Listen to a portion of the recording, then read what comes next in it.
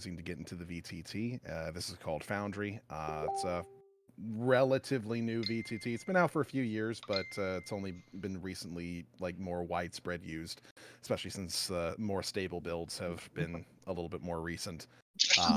But there's a lot of bonuses to it. For one, I can make trying to catch up to the run step kick. We got a DI counter quickly, and there's a way to import all of your data from, for instance, D&D Beyond into the character sheets and use them that way. So it's real quick and easy. Outside of that, there's a lot of things that are really helpful for me. You've got pings, of course, that everybody can do. When you just left click on the map, you can just ping, and when you're zoomed in and you ping outside of where everyone's zoomed in, it'll actually give you like a little arrow saying that someone's pinging in that direction, so to get people's attention. Obviously you can zoom in and out pretty easily. I can make various different maps available for you guys to go to when you discover, like, for instance, city maps, and you come to a new city. I'll make that map available for you guys to just look at whenever you want. The world map right now is the only one at the moment, but there will be more as you guys continue. I can upload custom playlists of various bits of music, so if there's anything that you guys prefer, then I can do those. I do have my own stuff at the moment. Right now, obviously, we've got the general Skyrim music playing. Yeah, I was about to say, where's this coming from? What the fuck? I do not have something open. Wait, you hear something? Yeah, that's like, yeah, general Skyrim music, like you said. You hear it now? It's somewhat quiet. It's only at like 10%. So if you don't hear it, then it might be. Yeah. I don't hear anything whatsoever. No. Might need to mess with your sound settings on the web page, or your default sound stuff. Oh, this is gonna get interesting. Actors. Wait, you can also Foundry? customize the sound. Yes, that's where you should hear it. You can also customize your sounds in the upper right. There's a little note that says playlists when you hover over it. If you go over there, there's various different volume sliders for playlists, ambiance, and interface, things like that. So for the music, if you want the music to be turned down, you can turn it down by sliding down the playlist slider, and then that'll only affect it for you. The wastes. So yeah, this is Oregon. This is the place where we are going to be having our nice little campaign. Lots of interesting places. How do you log into this?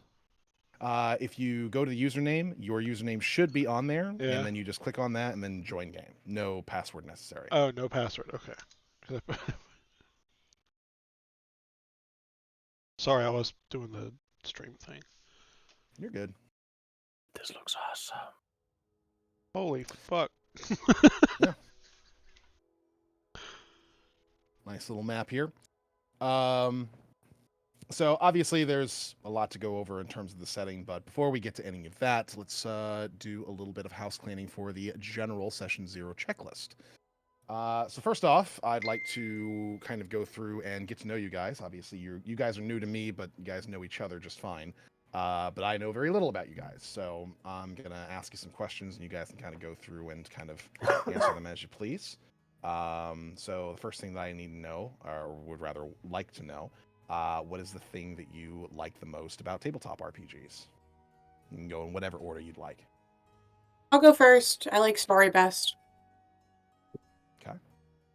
A good combat's always fun, but an excellent story is what's going to stick with me 3, 4, 10 years down the line. 10 years. I would tend to agree. I've got some really old campaigns that I was part of. Now, granted, 10 years is probably about the limit of my D&D playing experience, maybe a little longer, but I still remember my first campaign. Maybe a little longer, but I still remember my first campaign. To be fair, I remember my could first. not believe that we've been playing for. I remember my first. Been playing for. I remember my first. It's insane. Playing for. I remember my first. It's insane. I'm also a sucker for a good story. I love getting into it, and I love interacting with the story. And seeing things that I do take shape into the story. Okay. I like banter with my teammates. Coming Like up with using it as plans and executing them. Like using it as a sort of like pseudo social activity. You know, like having fun with your friends, but through the lens of the characters that you've made. Yeah. Right. I see D&D as therapy. In a way, yeah. Yeah. You'd be surprised how many people have had some breakthroughs at tables. Any breakdowns in tables? Oh, absolutely. Oh, for sure. That's where the Oh, horror yeah. stories come from. I've had one before. Jeez. That's where you get a crit crab video, or any other horror story channel. What about you, Toby? I'm still fairly new to D&D myself. Okay. I've been playing with these guys for a little over a year now, which I count as my first proper campaign per se. Okay. And so far it's been fucking amazing. Was that And 5e or? Yeah. Okay. Yeah. So you do have experience with that particular system. Good. Yeah. And I've absolutely loved every single session of it. It's been absolutely amazing, and I can't wait to keep going in the future. Toby With gonna all make sorts me of fucking stories cry, and man. combats. Having No, a this good is time with his friends. yeah, no. A this lot of that this is has been thanks to Q, fucking though. great. Q's made everything so great. Yeah. I did see that Q was the DM last time for you guys. Yes. Yep. How's it feel to slip back into player status? Oh, so good. I really like. I'm not a forever DM, but I do get stuck DMing because it's like if I want a game to go, somebody's got a DM, and 9 times out of 10 I got a story, so I just take over. Fair enough. It is nice to be able to sit back and let somebody else kind of like make a story for you to interact with, though. Oh, absolutely. I am beyond thrilled. All right. So what would you say amongst you guys is the sort of like biggest strengths that you bring to the group, the things that kind of make everybody else like happy to play with you? I bring really interesting characters, I like to think. Very dynamic characters. I would say I've been playing with him for a long time, so yeah, I would agree with that. All right. You know, I asked Ninja, what is your favorite thing about playing D&D, and he said you. Oh, gay! Very gay, but also very valid. Like, I think he's on a phone call so he can message me, but yeah. Hmm. And then I asked him what your biggest strength is in D&D, and then he responded again, you. So, I'm gonna take, that's a very, okay, whatever. Maybe you can take that as your biggest strength. Me. I don't generally. know. I feel like it's really hard to like understand your own strengths, but I've been playing with them. I don't think I have a strength in D&D. Maybe tactical. I would say his biggest strength as a player that I noticed was thinking outside the box and thinking of solutions to problems that I hadn't thought of ahead of time. You always like that as a GM because it keeps you on your toes a little bit. It does. And it also annoys the shit out of her and you, I'm sure. I did not at any point say that it annoyed me. I enjoyed it. Sometimes I was too lazy to think of the answer to a problem, and you would think of one, and I'd be like, you know what, that works. That's clever. We'll go with that. I feel like Eli did that a lot too. A lot of people do that. Eli definitely did that a lot. A lot of GMs will be like, well, that was a better idea than what I had planned, so fuck it, we'll roll with that. Yeah. So my 12-year-old son played with us for this last year, but he's decided that he started getting kind of bored toward the end. Mhm. So he would like space out, look at YouTube, and just kind of you know, whatever. Constantly playing So, Roblox. and it's like we can see him doing it on Discord, and we'd be Yeah. like, "Why are you waiting below?" He's like, I'm not playing Roblox." He'd be like, I can see you. Okay, but when he was playing, he had some of the most batshit ideas ever, and it What was the one really he funny. Stuffed somebody in. I don't It know. was nice. Oh yeah, he stuffed somebody into a zombie corpse once. That was fun. He stuffed a person inside a zombie corpse. Yes. Interesting. So He started but the literal is- apocalypse. He has opted this time around to. He's got like a whole new setup for virtual reality, and so for the 4 hours I'm doing D&D, he wants to play with his friends and not play with Dad. So yeah, Oh, Maybe He'll get someday back to it. Yeah. it's okay. Eventually, he'll be like, I want to hang out with Dad a little bit more. That'll happen. Might take a while, but it'll happen. No, it's okay. I don't mind. He was kind of a pain in the ass sometimes. You both Fuck need them breaks kids. from each other once in a while. All right. Okay, I think I'm getting a decent feel as to kind of like what you guys want out of this experience and what you can bring to it and things like that. So that's that helps me out a little bit. So obviously today is our first day meeting on a Sunday, and I believe you guys want an every other week kind of deal going on. Yep. Yep, works for me. So not an issue for me. I will say that I have another game that I do every other week as well, and kind of the way in which I need to have this scheduled. The only thing I need from you guys is that we do that from now on consistently. That's all I ask. Okay. Is that Yep. cool? Yep. So, Bet. so our next game our first session would be on the 4th, and then every other week past that. Yep. Sounds good to me. Obviously, there's going to be times in which people have like weird emergencies and stuff, and stuff will pop up. So there's always going to be those sorts of possibilities. What do you do about ghosting people? About ghosting, do you or I about ghosting, do you just or do okay? generally. About ghosting, do you just or do okay? generally. In terms of okay. oh wait, sorry. Maybe I'm misunderstanding the terminology here. Oh, I mean, so Go ahead. Okay, I don't understand. What if you a mean here. player's not at the table but everybody else is there, you just play them in terms of the character that's missing. You just play them in terms of the very basic.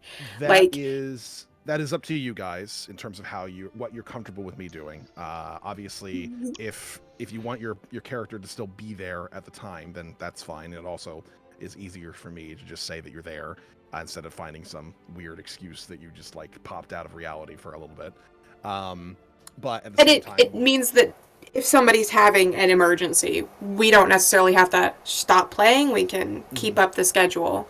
Right. If just one person's missing. How many people would you say would need to be missing for it to be probably better to postpone a session? 2. Yeah, any more than one. Okay, so if 2 or more people, then we just move on to the next one. Got it. Yeah. We're pretty regular. Yep. I hope so. think that the people who usually we wouldn't have are not playing with us this go around. Yeah. Yeah. Okay. So you want 4-hour sessions, right? 6 to 10? Yep. Generally? Okay. Not a problem.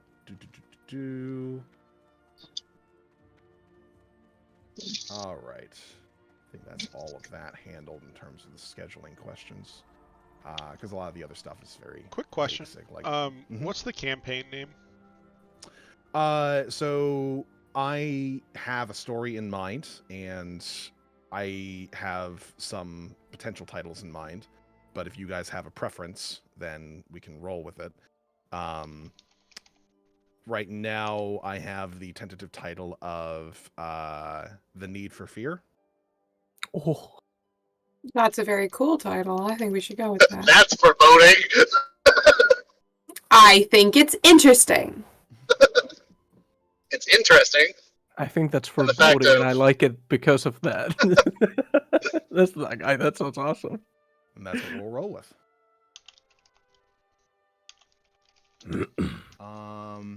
Table expectations. As you mentioned before, when your son kind of got a little bit bored at the end, playing with you guys, started to distract himself a little bit, watching YouTube and playing Roblox and all those sorts of things.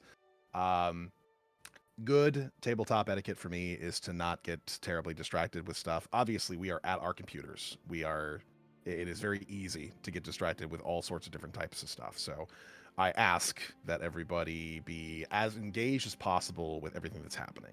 We're only going to be meeting for about 4 hours every couple of weeks. I don't think it's too much of an ask to say, hey, maybe not scroll through Twitter. maybe just keep eyes on the game. Because Totally fair. the worst thing for me is honestly when I ask somebody like, okay, what are you doing? And then they'll look at me and go, what? Because they did not listen to anything that's been going on for the past half hour. I've been setting up a scene, a context, all sorts of things, and now I have to repeat myself. It ends up wasting everybody's time, and that's just not nice. Yeah. So I've been running D&D for a very long time, but at the same time, I also run like about 6-7 other systems. So rules can sometimes get jumbled in my head. So there's going to be times in which I get something potentially wrong, or I'm uncertain about something, or things like that. I tend not to spend too much time checking a rule. If you guys would like to make sure that every time there is any sort of dispute that we make sure to settle that dispute then and there, then that's fine. I will say that it tends to take a little bit of time. But if you would prefer, we can also roll with the idea of if I have some sort of notion of how things work and I'm perhaps wrong, just take a note of it and then bring it up after the session and just let me know, like, hey, for future reference, bear this in mind. That's the other way that we can approach that. I would love to approach things like that. That sounds way more interesting than rules lawyering in the middle of a session. Yeah, that is personally a lot better for me too. Okay. I am not infallible, and I do get things wrong, and I accept that. So feel free to, if I'm getting anything wrong, feel free to like write that down and just send it to me and be like, just so you know, blah blah blah. That will happen. I can almost guarantee you. Let's see. In terms of the way in which you guys want to role play, like how are you kind of like more meta role players, or do you really get into the characters at all? I get into the character. I get into the character too. Okay. I try to keep in the character as well. You know, I did that at the He beginning. does. From playing with him, he really Topi also gets into the character really well. I did it in the beginning, Hippo's... but toward the end, it was just like, I'm just Yeah. playing as me. I couldn't keep Yeah, it up Hippo's because, a little bit more meta. Ninja Boy tends to be a little bit more meta. like, the problem is huge, and and so does BigLundi, so many freaking accents. So if I try to do a voice for a character, I'll like start talking like them if I try to do an accent or something for a character. And yeah, I'm not good at it. Don't think you could pull off a dwarf, could you? Yeah, I'll forget what my accent for my character even is. I tried to keep up the Torlag voice, but it kind of fucked up my throat, so I just kind of let it go. Now I have a few sliding scales for my campaigns. One of which is the comedic versus dramatic sliding scale. In terms of where we want to put that on like a scale of 1 to 10, 1 being just like silly fun meme time and 10 being like Shakespearean drama. Where would you guys prefer that scale to kind of lean towards or be at? What was the first thing you said again? Silly fun meme time or Shakespearean drama. Yeah. If a 1 was the silliest and a 10 was the most serious, where would you want to be?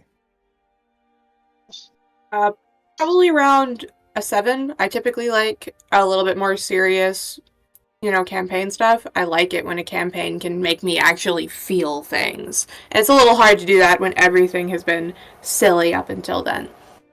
So, I like a little bit more serious, but I personally am coming to the table with a character idea that I can play really silly if I need to, and really serious if that's what it calls for. So I'm also more on that scale, but I'm more of a 6, I think. I want there to be serious moments, but I also want to be able to be lighthearted about things. I don't really care which direction for anything. I mean, I've watched your content and I like what I saw there. So I guess that's why I kind of chose you. That particular group were very much into the Mimi side of things. I like to play D&D because it's kind of like a way to relax and just like laugh with friends and not really think about anything and just enjoy playing. It can be serious, it can be fun, or like more meme, but yeah. Okay.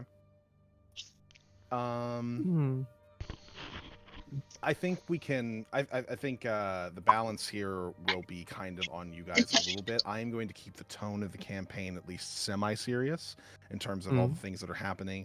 If you guys want to inject levity as you see fit, then that's fine by me. It's your game, your time, anything that you guys want to do. But it seems like the preference is, like we've already gone over before, that people really enjoy a good story here, and so I'm going to make sure that to do that, and I'm going to try and keep a story that is in and of itself fairly serious, but you can feel free to joke around as you please. And I will, of course, not have every single character be like some gritty, realistic, like I've been farming for 40 years and I don't have a son and I don't have anybody to carry this on to. I'm gonna die alone. Like not doing that. But yeah. Get out of my yard.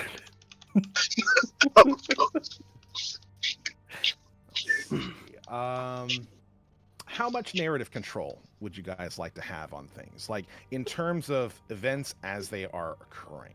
If I start you off in a town, and then do you want to say, is there an X, or I will try to find an X?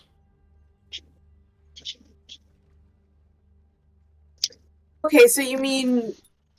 Sorry, I feel like those were two different questions. So narrative control, you mean just in terms of like how it shapes the immediate world? Not really. I mean, yeah, kind of. In the sense of like, there's loads of different things that a player can like take control of. Generally speaking, that I'm okay with one way or the other. I can do it, or you can do it. There's the question of like presuming that something might exist that would make sense. And just kind of like rolling with it and things like that. That's something a player can do. You can, if I'm asking you to like what are you doing, you can have a little bit more freedom in kind of describing whatever scene that you'd like, in terms of whatever your character is up to at that particular moment. There's the desire to explain what you're doing, perhaps when you're in combat. If you're like the way in which you fight, or the way in which you cast spells, or how exactly you want to finish an enemy off, things like that. Like, how many things do you guys want to have control over? I would rather have control over more things. Yeah, I like being able to like describe what I'm doing in combat and describe how things look as I'm doing them. And I'd rather be like, I'm currently looking for this, building in town, or this thing in, wherever we are. I'd rather say what my character is doing, and then you give me feedback on if that is happening, or if not, if it's happening, but if I find what I'm looking for. Okay.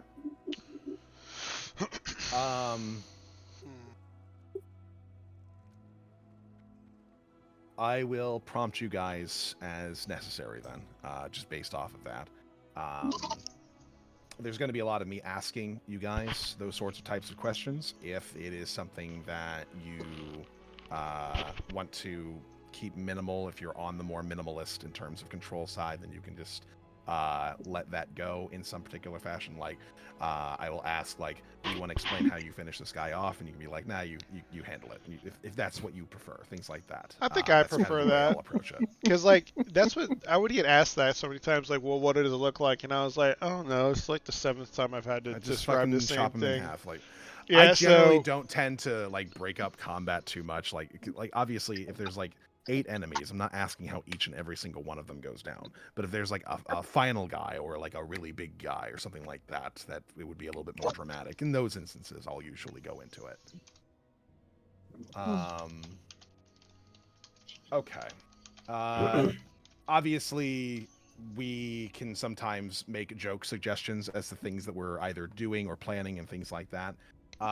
When can a situation be taken back or retconned? At what point does something that someone says they're doing become canon? I guess this is an easier thing to do when you're in person, because I know in person you're able to like do the fist over your head kind of like this. I'm just joking kind of thing. Right. But I think once somebody, my personal take would be if somebody has made a roll, then we've committed to the action. Yeah. That makes sense. I feel like that could be more of a game master chooses type of thing. Like if I do tend to something- kind of feel out those sorts of things. I'll kind of make little suggestions here or there. Like if someone has like a really off the wall thing that they're doing, I'll be like, "Are you joking?" And then they'll have the option to say, "Yeah, I'm joking." So, yeah, I can tend to be able to read that, but I do like the idea that if you roll to do something, then you've made the decision to do that thing, and that is what you Right. Yeah.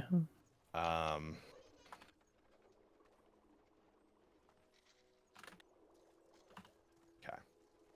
We'll type that in there.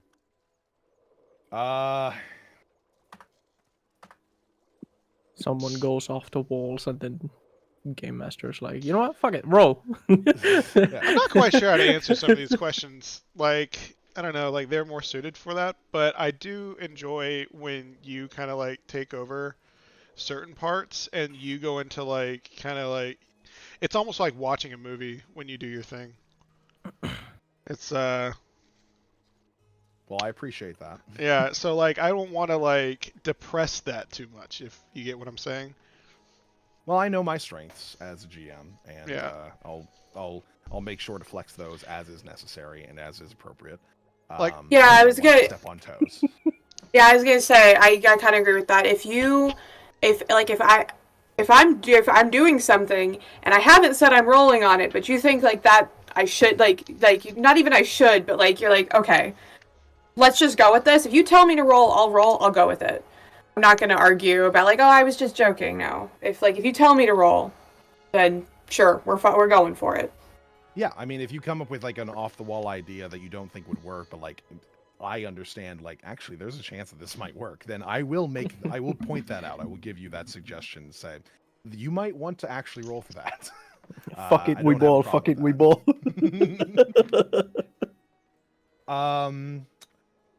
Do we want to allow for player versus player actions? Yes. That doesn't necessarily okay.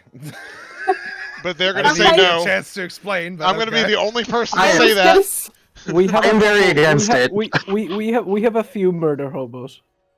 I would say no. I have had experiences in the past. Okay. Yeah, you Get have. outvoted, but I think I it's don't- someone. We do not talk about the bag of holding.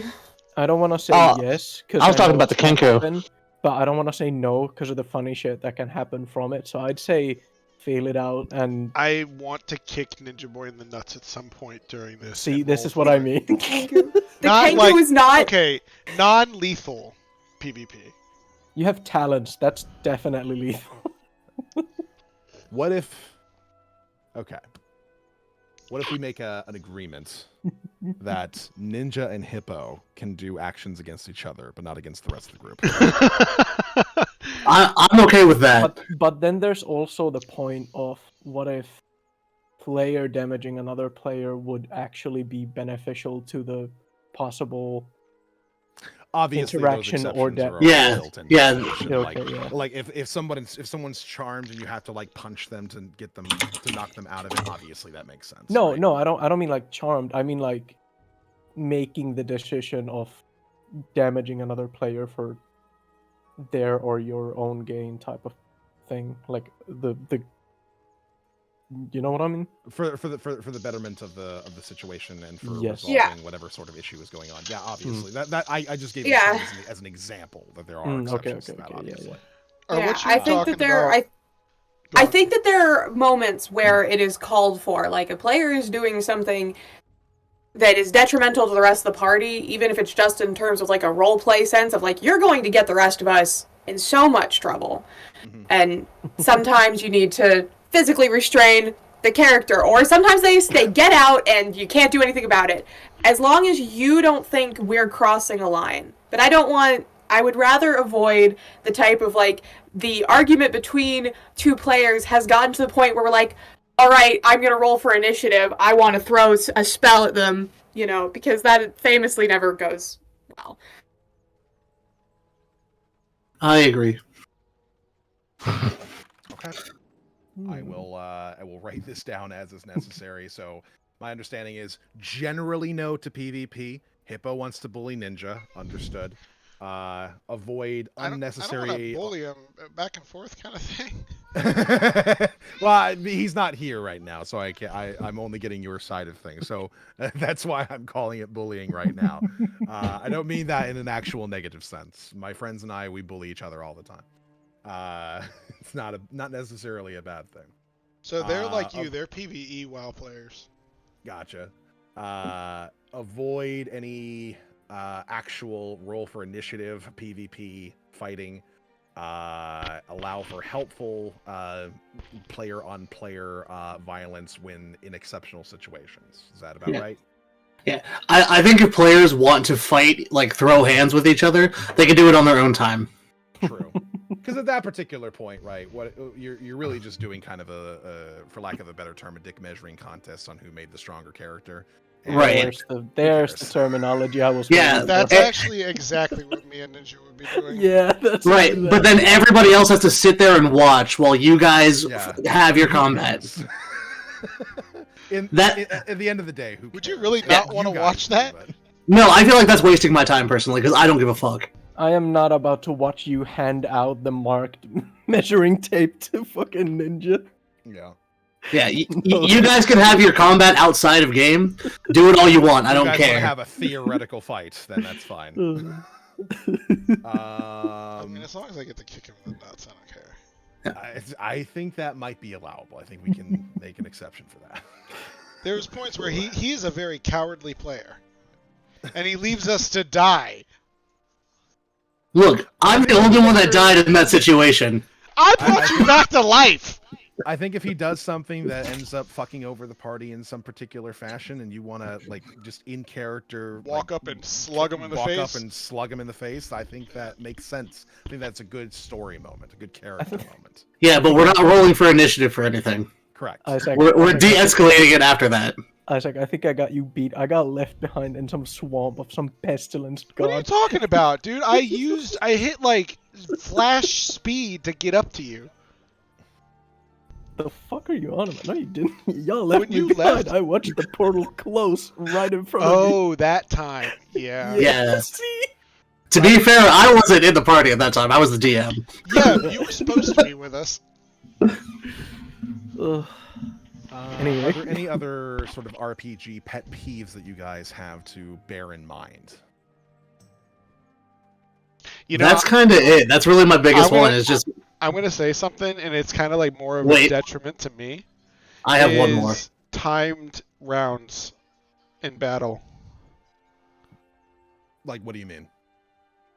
Like, I saw one thing where I thought it was like pretty neat because it made like sometimes you like, for example, kind of like time chess versus like non-time chess kind of a thing, where it was more exciting when like there was an actual timer going on when you need to make a decision what you're going to do in your actual battle round. Try and it's a way to try and keep everything moving and flowing so that we're not like spending like 5 minutes a turn. Yeah. Maybe not an actual timer, but like to say, okay, we need a decision now. I have no problem kind of enforcing something along those lines. I usually do for most of my groups. If I find that like whenever you guys do get into combat that it starts to drag on, I will kind of like take a moment to be like, okay, we need to focus up and figure out what we're doing on our turn and know what we're doing on our turn and not take too much time here, because this is one fight that is lasting for 3 hours and that's way too long. Right. So I have no problem putting my foot down if things start to drag a little bit. No issues there. On the subject of dragging, one thing that really irritates the shit out of me is having a shopping episode every time we go back to town. I'm not sitting here waiting for all of you to go to every single blacksmith in town to barter and get custom orders and do everything else that you need to do when you could just say, hey, Lundy, I'm going to send you a list of things. Can I find it? Tell me what I can find and how much. I think that if you're buying something that's important to your character in a story sense, I think that's fine. Yes, that's fine. I do like, obviously, role-playing innkeepers and barkeeps and such for when you guys kind of come into town to give you information on the place that you're in, maybe some current goings-ons, rumors, things like that. And the occasional shopkeep once in a while is something that I enjoy doing. But honestly, I'm good with it like a few times, but if we do it every single time we get into town, it's really old. Yeah. So I will say that in terms of if you guys do have shopping lists in mind prior to a session, do send it to me beforehand so that I can figure it all out like prior to the session so that we're not spending too much time on that. Thank God. Yeah, thank you. The 4-hour shopping session was just something else. There was Hippo. Bro, I wasn't even the one looking for shit. I was just helping people. It was mainly Ninja going around talking to like all these freaking people.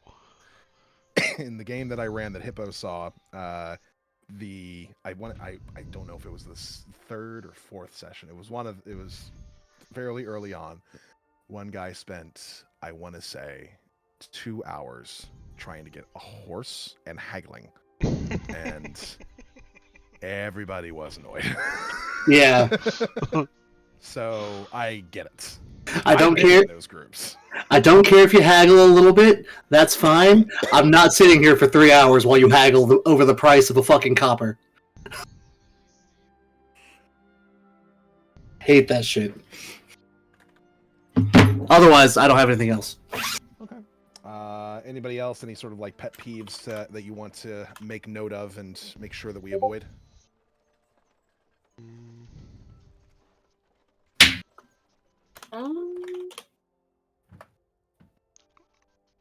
No, but if something comes up during the game, are we allowed to come to you privately? Absolutely. Okay. If that's all.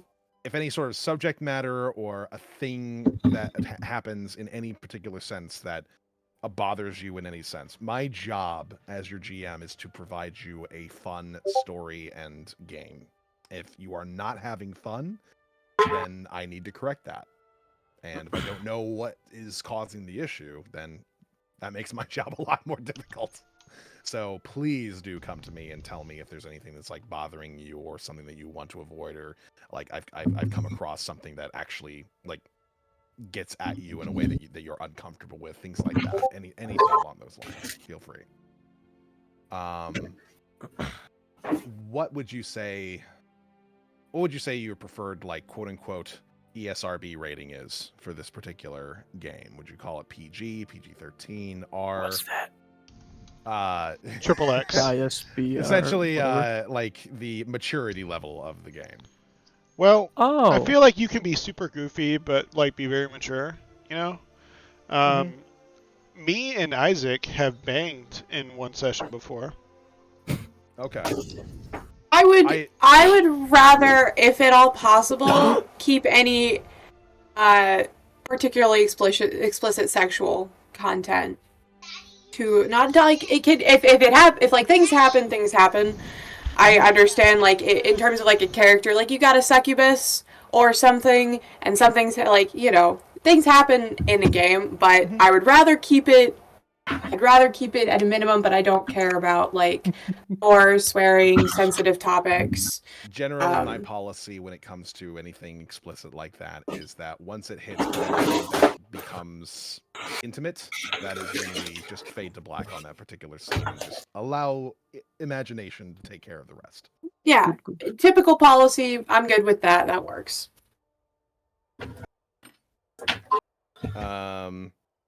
Now, since you want to record these, and also it's kind of my own personal thing as well, I would like to avoid, and I'm not saying that anybody here would do this, but it's just a note on my end, any slurs, racially, at the very least. What about Tusk Brother? Tusk Brother's fine. That's the orcs. That's the orcs' term. They're allowed to say that to each other. But any non-orc is not allowed to say it. And really, like, when it comes to fantasy slurs, that's fine. You want to call an orc a green skin, if you want to call a tiefling a demon spawn, things like that. Those, I don't care. I'm just talking about, like, actual slurs. Yeah. Yeah. Yeah, I think we're good on that one. Keep it quote-unquote terms of service. Yeah. All right. So yeah, if there's any other sort of like boundaries that you want to establish in terms of things that make you comfortable or uncomfortable or anything that you want to just generally avoid, if you can't come up with anything at the moment, that's fine. And feel free to come at me at any one point here in the future, or even just privately and just let me know, and then I can adjust things accordingly. Okay, that sounds good to me. Yeah. Hell yeah. I do have a more or less open door policy. I'm fairly busy throughout the week. I think this is going to be my 10th game that I run. So there are going to be various different times in which I'm not just going to be available to just immediately check back in, but I always make an effort to read everything that is sent to me at all times. So you don't have to worry about bothering me. Don't say like, hey, don't want to bother you, but like, just feel free. We'll come back at you whenever possible. Yeah, I will get back to you whenever I can.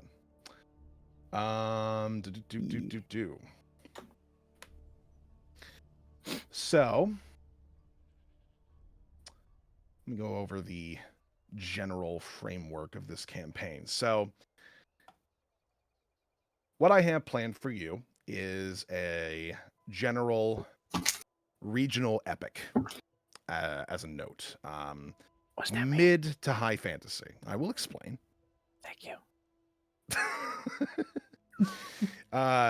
What that means essentially is that this particular campaign, as you can see on the map, there's a lot of different places to go and a pretty big world to explore. And this particular campaign is going to take you all around this region, all of this area. You're going to be anything that you're looking at when it comes to this particular map that's in front of you. If you're curious about it, don't worry. You're probably going to be going there. It's the general idea there. In terms of saying it's mid to high fantasy, I call it mid to high because magic is known, it's used, and a lot of people have access to it, and the world kind of like falls around that fact. But it's not high in the sense that there's not like airships flying all over the place. That's not a thing. So think of what would be a good example of like mid fantasy. Speaking of things of existing and not existing, what are your ideas of like guns within these kinds of games? Good question. So this particular campaign, for the time period that it's set in, there's not really going to be like any advanced guns. And really the only people who have access to gunpowder on the extent that they'd be able to make even like a flintlock pistol would probably be the dwarves and the gnomes. Yeah, flintlock pistols, muskets, all that. Yeah. Okay. Generally speaking, that's kind of where you're going to be going if you want anything along those lines. And it's probably not going to be anything more advanced than that. in terms of kind of giving you a decent idea of what we're looking at, I don't know if anybody knows like RuneQuest or Earth Dawn or Conan the Barbarian, Okay. those sorts of worlds. That's the sort of like level of fantasy that we're working with. Yeah. Do.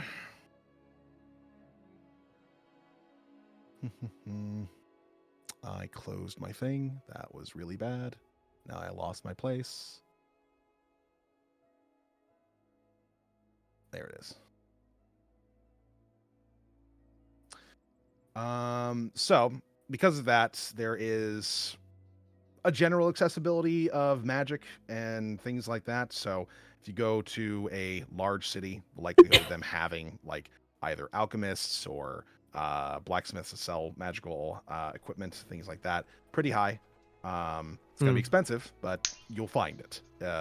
Unless once we start getting into the very rare things, in terms of the D&D demarcation for magical items, with it once they hit that point of being very rare and above, those you're probably not going to find just laying around the shop. But everything below that could potentially be available to you via just general looking around and finding a populated enough place that attracts people who have that level of money. Your adventuring environments are going to be kind of all over the place. Obviously, we have forests here. You're going to be going through those from time to time. We've got cities of various different types, villages of various different levels, all the plains that you see before you. We're going to be going to your classical medieval cities, and we're going to be going to something more along the lines of Victorian London, for instance. You're going to be going underground. You're going to be all over the place. So if there's any like particular thing that you're most interested in, then you could point yourself in those directions, familiarize yourself with the world, and figure out exactly like where you'd like to go. Because this campaign, the basic idea is that it's going to be very open world. You're going to have specific places that you need to go to at some point, and the route that you take is going to be kind of up to you.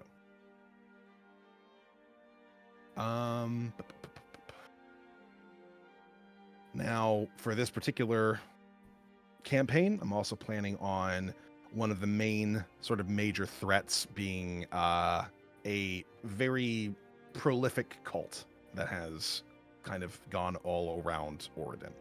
Now, they are not the big bad, but the big bad himself is going to be a bit of a surprise for you guys. And you might meet him a lot sooner than you might expect to. So that is kind of the general gist of the sort of things that you're up against here in terms of the main story. Obviously, there's going to be loads of different types of monsters and creatures that roam around the world. You might end up coming up against like various different criminal organizations that might work with the cult to some degree. Perhaps the sort of weird-ass wildlife that you find underground whenever you end up heading there. There's lots of... A lot of your enemies are going to be humanoid in nature, generally speaking, but there's definitely going to be times in which the natural wildlife will also want a piece of you, so bear that in mind, too. In terms of main story themes that I have for this particular campaign, a lot of it has to do with faith, trust, and corruption in a lot of ways. There's a lot of indicators of sort of the various different peoples of the world finding themselves led by the nose in ways in which they don't necessarily understand, and the horrible repercussions that can result from that. There is going to be political intrigue in a lot of places that you go to in terms of a lot of the corruption that's taking place. And a lot of it has to do with kind of denying and deteriorating the effects of the various different gods that are common to this particular world. So if you want to make a character that goes along with those sorts of things, that would probably be good. But if you have your own ideas, then I will always endeavor to include that into the general arc of the main story. So whatever ideas you have, just make sure that you have them fleshed out to the best of your ability, and then I will do my best to incorporate that. Just try not to make it a 10-page essay. I'm probably not going to read that. I'm not going to lie.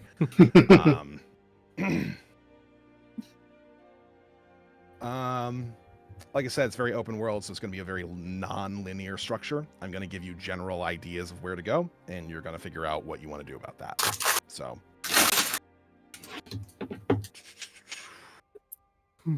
is that okay, or would you prefer that I put you more on rails? No, I like a non-linear structure. I guess I suppose you'd encourage us to take notes. Yes, I think that's always a good idea. Very easy. I usually keep a couple, but at least like major places and things, and where you need to go at some point. Starting level. Here's the deal. You can start level 1, and then I will almost guarantee you that by the end of the first session, you'll be level 2. Start out by level 2. Might take a couple sessions for you to get to level 3. Might take a few, actually. If you start off at level 3, you're going to be level 3 for a little while. As a note. I tend to do milestone leveling because I want to make sure that you are always going to be rewarded for pursuing various plots and subplots that at the conclusion of them that you will find some sort of reward for, either in experience or loot in those sorts of things. And or both. And I tend to like to control when you guys level so that you don't feel like fucking around and doing nothing for several sessions is going to be enough, as you just kind of go around getting into random fights with things. So that's partially why I keep it to milestone. Gives me a lot more control there. I will kind of level the main threat in accordance to what you guys are doing, so don't think that, like, well, if we come back later, these guys will be a lot weaker. Generally speaking, I have story reasons as to why the threat is as strong as it is, and the longer you wait, the stronger they get. So the stronger you get, the stronger they get. But surrounding things and subplots and things like that, those can become trivial over time if you let them. So that's kind of the way in which it works. Like, it's not quite the Fallout way of just having everything scale with you, but the main threats will. I like that. That's cool. Yeah, I like that. Sounds neat. I like it a lot.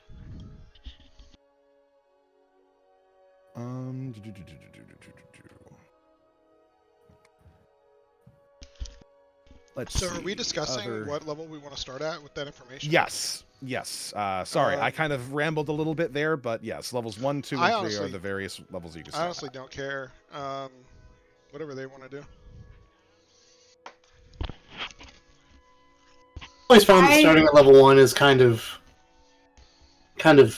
not as enjoyable as starting at like level 3, because at level 3 everybody has access to like their real subclass and what they're getting into, or they've started doing something. Right. It's like, even if it takes a lot longer to like level to level 4, we're still level 3 for the whole time. So it's kind of like it's still better. I would prefer starting at level 2, just to get, I don't know, a little bit. I like the feeling of progression. I don't want to be stuck at level 3 for forever. So a level 2, and then we hit level 3 after a couple sessions. Also, I think that might give everybody, like, I think everybody knows what subclass they want to go for, but it gives you a better feel of your character. No, I'm gonna agree with Q there. That sounds pretty good. Cool. I'm fine with level 2. No need of being a very long time at level 3, because then progression doesn't feel there. But at the same time, starting at level 1 kind of makes you feel like tiny baby in big world. And Yeah, 'cause I feel you're like when you get supposed to be a grown up most of the time. The characters are, so it kind of feels My basic weird. plan is that by the time you guys get done with the prologue that sets you off on your main adventure, you're going to be level 3. So you're either going to be there to start with, or you're going to get there after you get done with the prologue. I think it'd be fun to start at level 2. I'm also fine with level 2. Level 2 sounds pretty good. Yeah. Okie doke. Okay, level 2 it is. Shouldn't take you more than maybe 1 or 2 sessions to get to 3. So if it's that much of an issue, then you don't have to wait too long. So generating character statistics. We do that through rolling, or at least I do. You may choose to do point buy if you prefer, but I have a pretty, I think, decent rolling system set up, wherein you roll 4d6, you drop your lowest, and then you take whatever it is, and then you do that 6 times, and then you can feel free to put them into whatever stats you'd like. That is the usual way in which I do it. If you roll too low and end up getting like an average of maybe a 10, then I don't mind letting people re-roll their stat blocks as well. So bear that in mind as well. Those are kind of the things that you can choose between, either point buy or rolling for your stats. For raising HP, you may feel free to roll your HP or take average. Either one is fine with me. Obviously, your first level, you start off max. That's the same for just about every rule set that I know of. I don't do alignments. I don't know how you guys feel about those, but I feel like they're a little bit too restricting. I feel like they don't particularly paint the entirety of the nuance of how morality can really express itself, so I just don't tend to worry about that. I let people express their sort of beliefs and such through their characters in whatever way they feel appropriate, instead of having a preordained label placed on them saying that they are either a good or a bad person. So that's how I roll with things. I like that. There are no racial or class restrictions. That was asked before, but I want to make that clear here as well. So long as it is official material, it is allowed. So have fun with that. Same with backgrounds. When it comes to encumbrance, I don't tend to worry too much about it, so long as you guys don't go overboard with it. If you can't carry more than you can. So if you have a bunch of stuff in your inventory that, like, and your thing says you're overloaded, then obviously you need to drop some stuff. But I'm not worried about all of the various different small things that happen as a result of having light encumbrance or heavy encumbrance or very heavy encumbrance, in which you have like various bits of penalties and stuff. I don't do any of that. I assume if you guys have something important that you need to do and you have a big old backpack on your back, you're going to probably drop it. So in terms of a fight or in terms of something, some sort of emergency that's happening, that stuff probably wouldn't come up because you'd probably not be carrying all of your stuff with you. Sounds legit. Yeah. Crits and fumbles. Rolling a natural 20 on a skill check does not necessarily mean that you succeed that skill check. The vast majority of time you do, because most DCs aren't that high. But critting a skill check does not mean that you automatically succeed at the thing that you're trying to do. If you do not know how to fly and you do not have wings, and you decide to start flapping your arms in the air and roll an athletics check and roll a nat 20, you're not flying. That's not how that works. This is horse shit.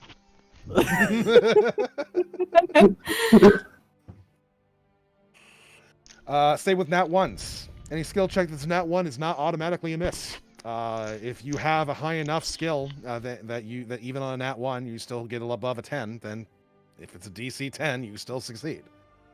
That's how I put it. If you are a talented person and you have a reliable ability to do one particular thing, then the dice saying, "Oh, you rolled a 1," should not immediately take that away from you.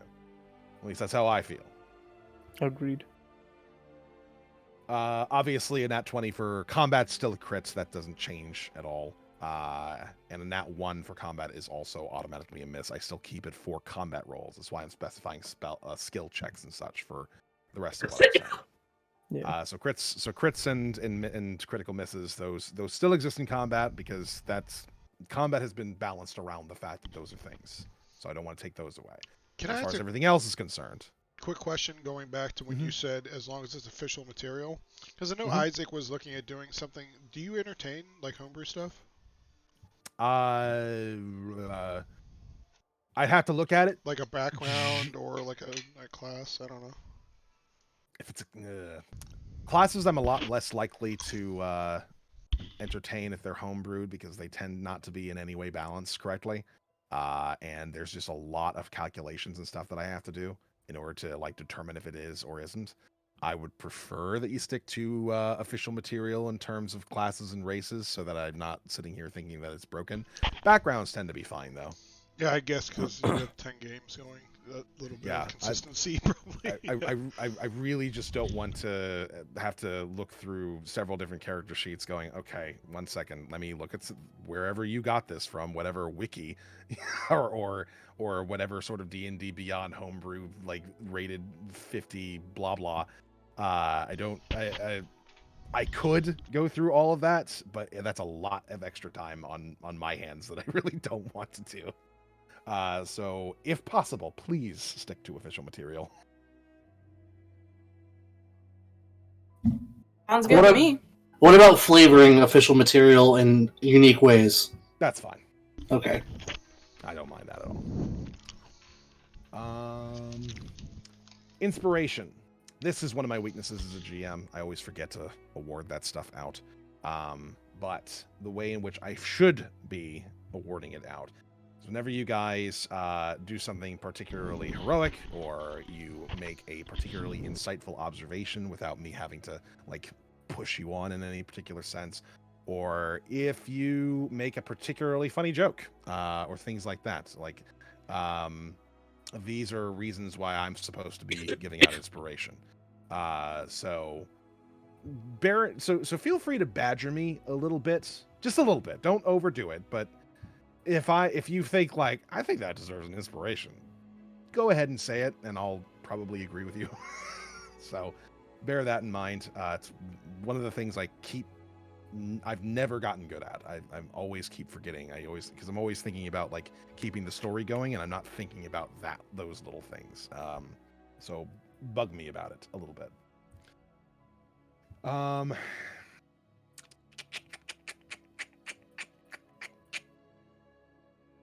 I think that is all of my main things. According to official rules, taking a potion is an action. I turn it into a bonus action. Dual wielding. If you want to use 2 weapons, you do not use a bonus action to hit with your offhand. You just use that as a part of your regular attack action. So you maintain your bonus action. Oh shit! Really? For me. Yes. Hell yeah! I think you just decided. I'm gonna be Eldritch Knight now. Fuck up being a goddamn blade singer. I guess that's the same thing. I don't know. I ain't using a 2-hand though. Yes. I have found that everybody likes that rule and nobody has a problem with it, and it has not broken any of my games so far, so I'm keeping it going. If there are any other special rules that I have that are out of the ordinary? I don't think so. Let me look at my list. Question. Does that apply to the Polearm Master? You mean the bonus action attack that Polearm Master gives you? Yeah, like where you can use the other end of the pole. It does not. The bonus action attack is still the same. 'Cause that's just what the feat has you do, and you are kind of just with one particular weapon. So that remains the same. Interesting. Okay. Flanking. When you are flanking, that is when you are on one side of an opponent and one of your friends is on another side. You gain advantage to hit that opponent. provided that you're both threatening that opponent. So, if one person is like on the other side, but they're also 30 feet away shooting with a bow, that doesn't count. Surrounding. So if there's like one opponent and you guys are on all sides, you're like 4 of you are like all around it. You get advantage as well as a +2 to your rolls against it. Ooh. Neat. Back to flanking. Do you do the help action with what are they called?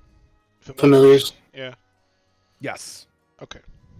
It's That one of was the a main big reasons that they're debate used. in our last thing. It's one of the main reasons familiars are used. So they That's what I said. I'm sorry if I came down on the side of an argument that was I don't know. It is all right.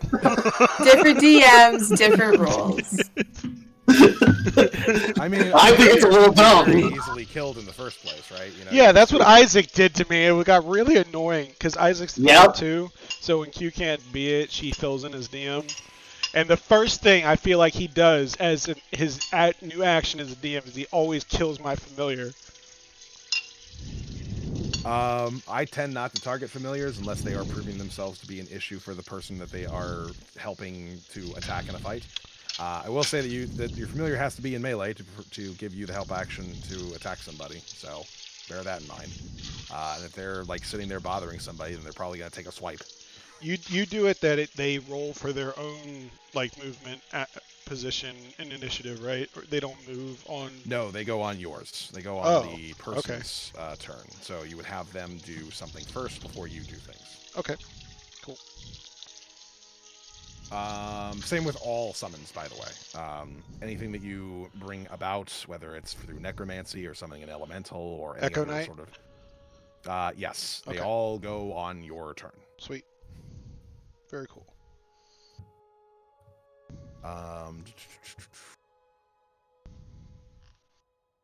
Let's see.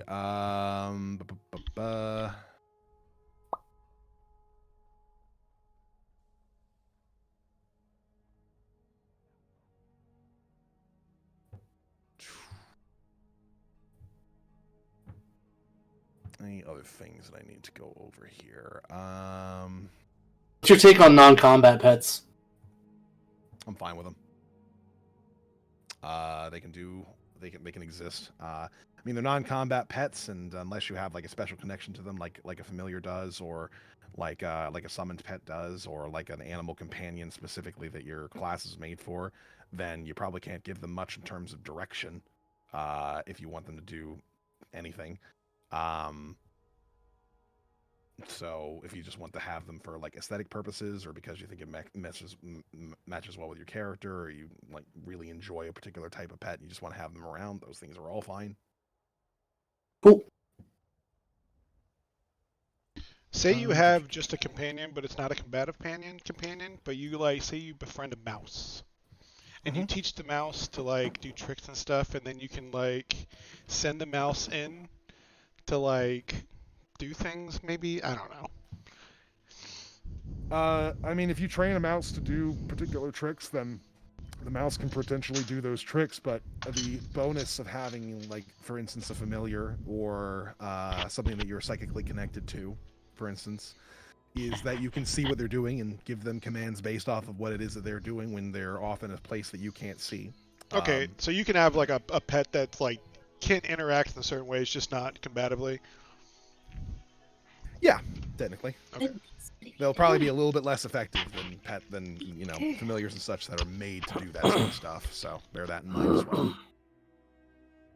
And also, you can't bring them back if they die. Rest in peace, Mousy. There's a lot of mice in the world. Critical hits. If you crit successfully, the way I do crits is your crit dice are maximized. So you will always do more damage on a crit than you can on a regular hit. Every single time. Ooh. Even if you roll a 1 on your damage dice, you still, like, if you hit somebody with a rapier, for instance, does 1d8 damage, you crit. Even if you roll a 1 on your damage dice, you still do 9 damage, plus your dex and all that stuff. Hell yeah. That's how I do crits.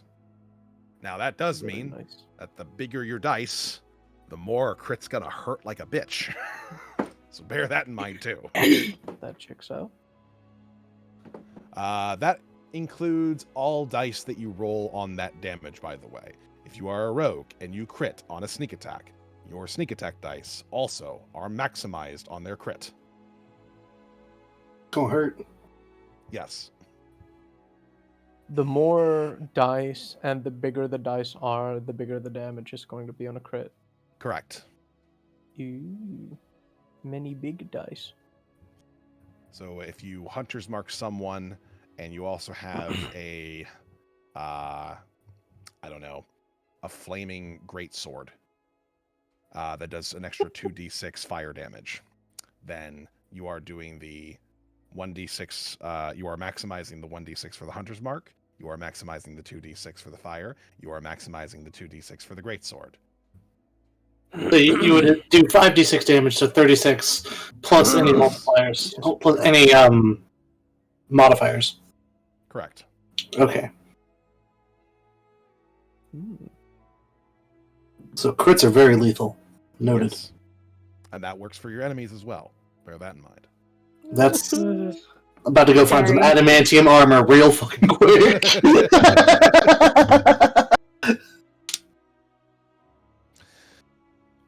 But I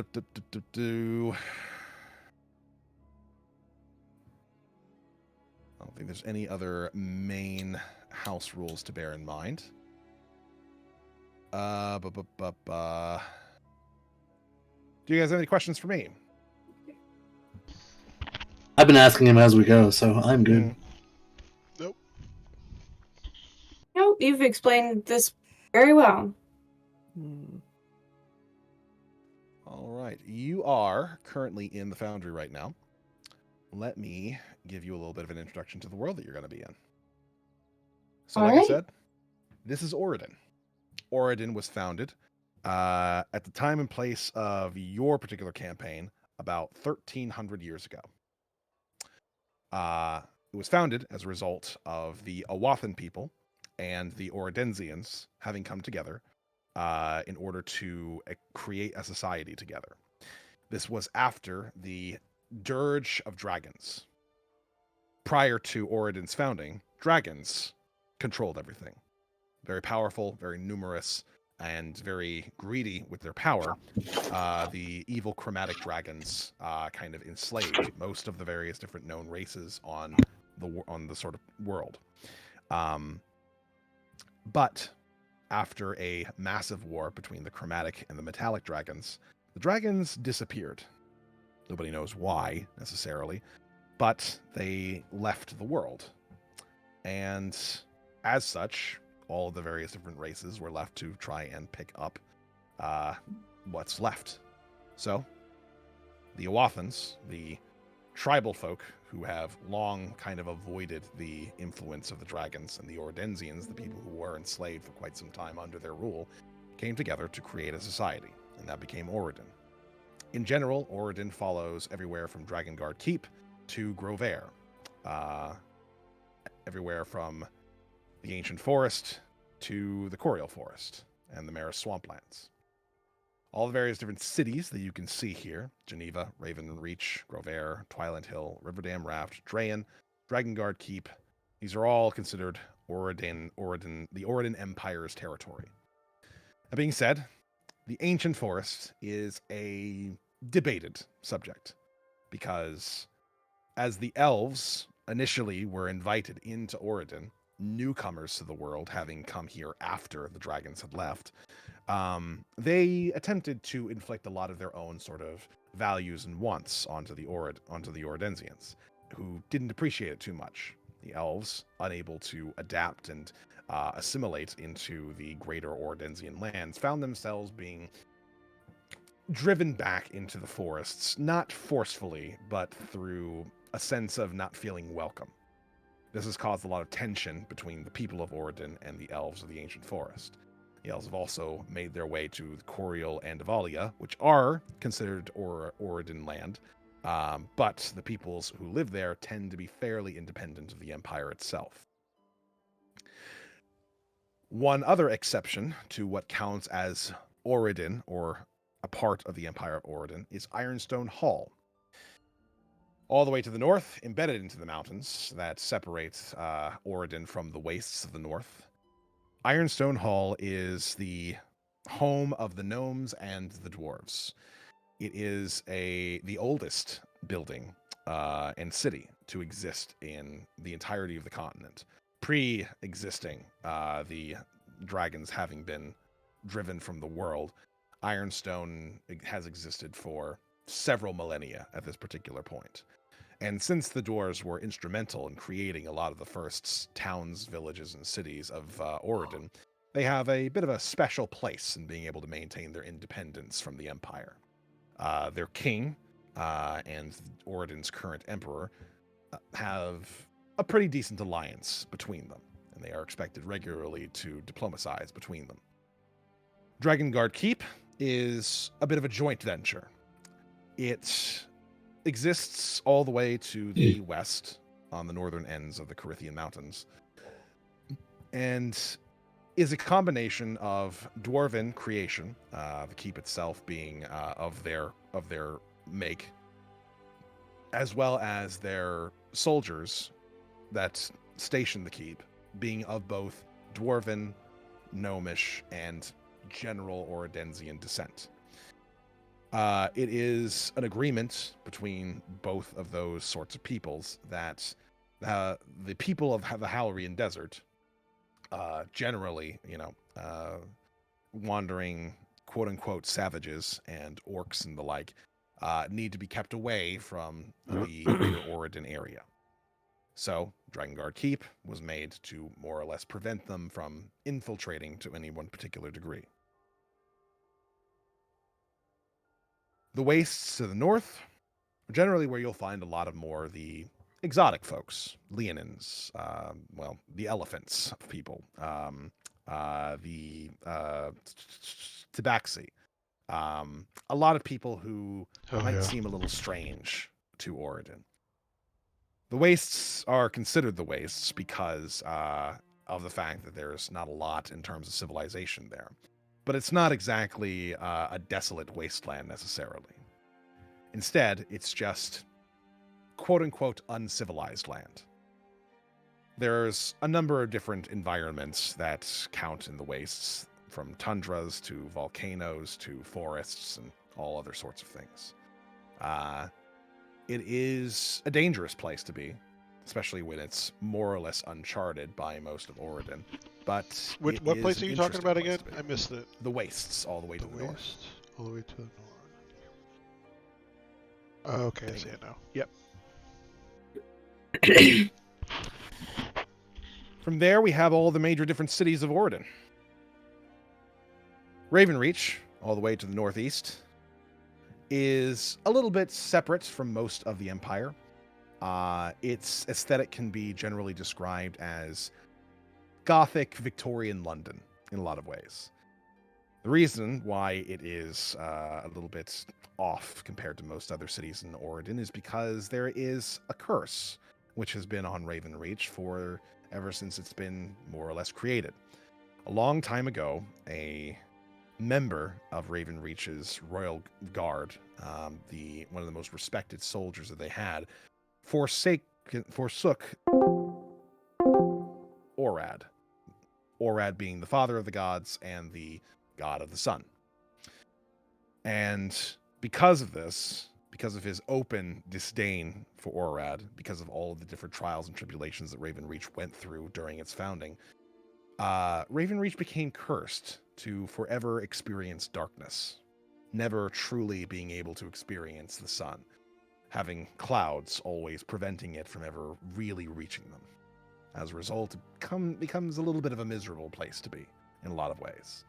And there's a lot of other sort of creatures and peoples that perhaps are a bit more accustomed to not being in the sun and actually prefer it that way and tend to threaten Ravenreach's borders. Geneva, just south of Ravenreach, is the seat of the Emperor and the capital of Oregon in general. The second of the largest cities here in Oregon, Geneva is considered the prize jewel of all of Oregon.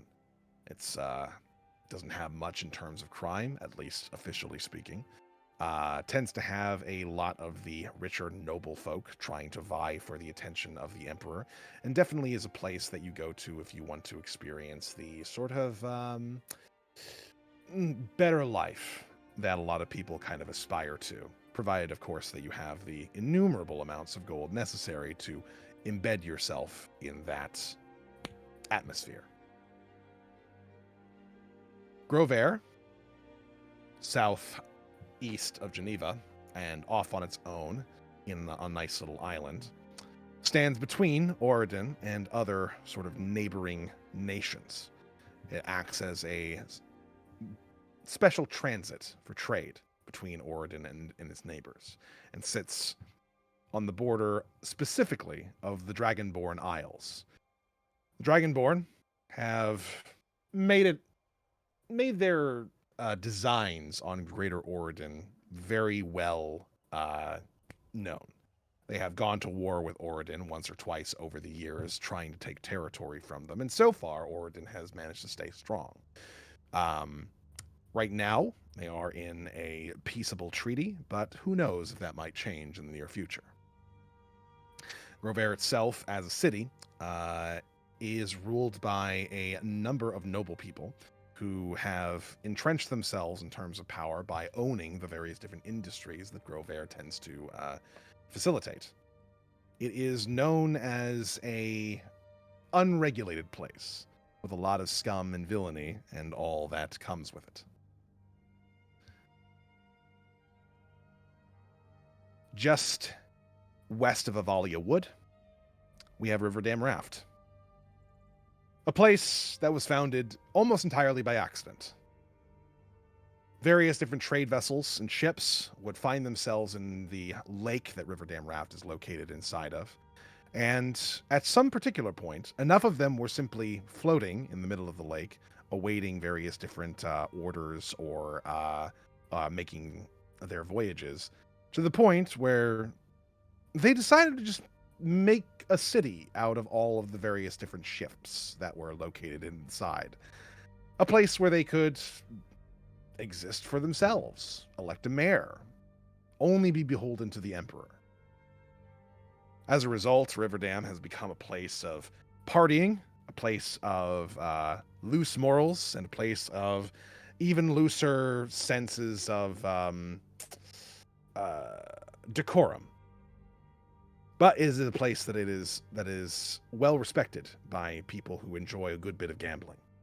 And the halflings of Oregon have found quite a bit of a home in Riverdam, making up a large portion of the population. Twiland Hill, located just south of Riverdam, following the Vidrin River, is the largest of the cities of Oregon, located on a large chunk of land that splits the Vidrin River in two. It used to be known as the Twin Cities before they combined together, reforming and creating Twiland Hill itself. It is the largest and as such the richest of all of the various cities, and has an innumerable amount of potential atmospheres that you might find yourself in, from the highest class to the lowest class. It is potentially the most capitalistic of all of the various different cities. Far to the southwest of Oregon, just north of the Coreal Forest, is Drayen. Drayen is the city of scholars.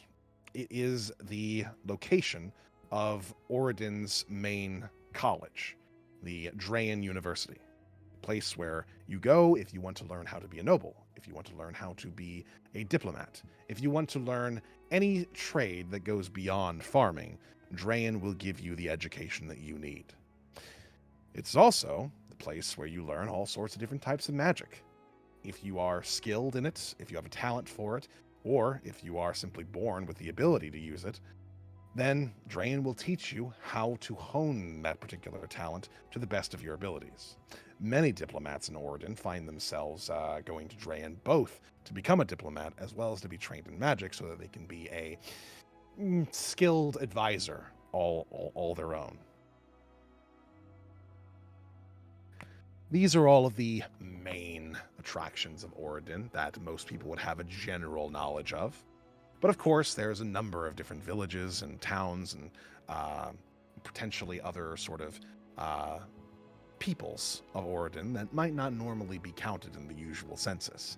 These are all things that are available for you guys to explore as you please. Any questions? This is sick. I have a quick question. I'm gonna embarrass myself. How do I move the map on the Right click and pull. Right click and drag. Okay. How do you move the Okay. token? Sorry, I've been just listening and trying to remember everything because I couldn't see the entire map. Are you trackpadding Okay. still? Are you trackpadding? Yes. You're not using a mouse? Absolutely. Oh my god. You know we played WoW with her playing with trackpad? Yeah, and I got ahead of the curve on Ashara with a trackpad. I don't want to hear it. Okay. I got Diamond and StarCraft on trackpad. There's no freaking way. Nice. Like, on a laptop trackpad? Yes. Y'all Wait. on some different kind of crack if y'all doing that. I don't know what you're taking to get Diamond with track. You're an anesthesiologist school? I want that good shit. Hook us up, Q. Insane. So, when you move the map around, is that what's moving around each character's, like, thing? Like, Or is it the mouse? like, when I'm moving it around, do you see my character moving around? We see your little mouse circle, yeah. Your mouse indicator? Yeah. Well, yeah, yours might start moving around when you do that, yeah. I don't see mine at all. Do you guys see mine? Yeah, we see yours, but you don't see your own. We see yours, you can't see ours. So do you see it moving right now? You don't see yours, you see Yes, yours. yes, yours is moving right now. So it's That's where your cool. mouse is?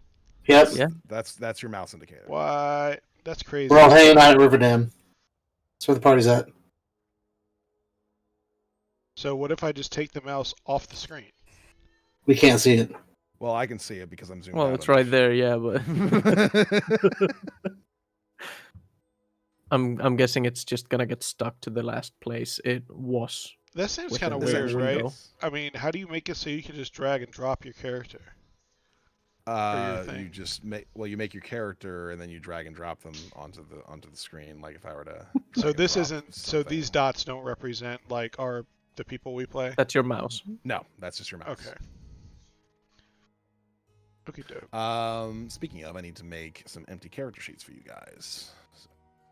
Do we not just use D&D Beyond? We import into. Yeah, you use D&D Beyond, and then you link me your D&D Beyond character, and then I import that into the character sheet onto the Foundry, and then you'll be able to use your sheet in the Foundry. How do we do abilities? What do you mean abilities? Do we just roll them? You mean your attributes? Yeah, I explained that earlier. Yeah. Huh? 4d6. You roll 4d6. You take the highest three and you add them together, and that's one stat. Hold up. See, that's a little. I don't remember. Roll 4d6. Add one stat. Wait. All right, you roll 46. Drop lowest. Add the rest together. That's a stat. So I need like a real 1d20. No. Well, No, you need can 6-sided roll in dice. here. You can roll in here. Here. 4d6. Yeah, how do you roll in here? I click Let me give you the command. Real quick. I Make it click easier to on you guys. the. You what the type fuck? slash roll number of dice. Oh, it's all that without the text dot. based. By the way, I'm taking that stat. That's a 16.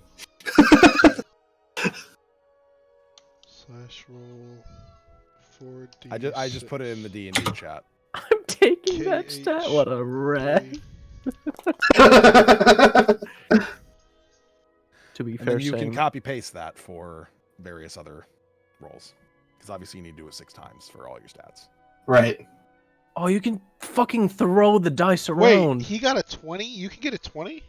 No, I only rolled You had to drop 46. a 4 for it's 6, so it's 16. Yep. Because he didn't keep highest Wait, 3. You can just rolled like 4. drop a dice in there and then you can like interact with that. I'm like tossing a die around. That's fucking How do cool. I do? Sorry, I got. Alright, I'm struggling so that much. without the dot. Yeah. Okay. Yeah, highlight what he did up until the period, then copy paste. Okay. If I can. Yeah. Okay. Sorry. You're good. You're good. Okay. Oh my god! Nice. There's a 16. Q and I are coming in hot. I took a Q's dice and I'm just throwing it around. I'm abusing this piece of virtual plastic. That's Alright, so fucking what? awesome How that many you are can there? just There's 6 fuck with them. stats, right? Yep. Correct. I need a pencil. So I have a very serious question about Ravenreach. Oh my god. How long has it been run by vampires, and how many people know? Nobody knows that it's been being run by vampires. We know now. I have no idea what you mean. More dice to fuck with. Yeah. My fucking inventory is just full of dice. Wait, you can keep them? Yeah, just keep like interacting with them and they don't go away. I have no Yeah. idea what you're talking about. I don't see that anywhere.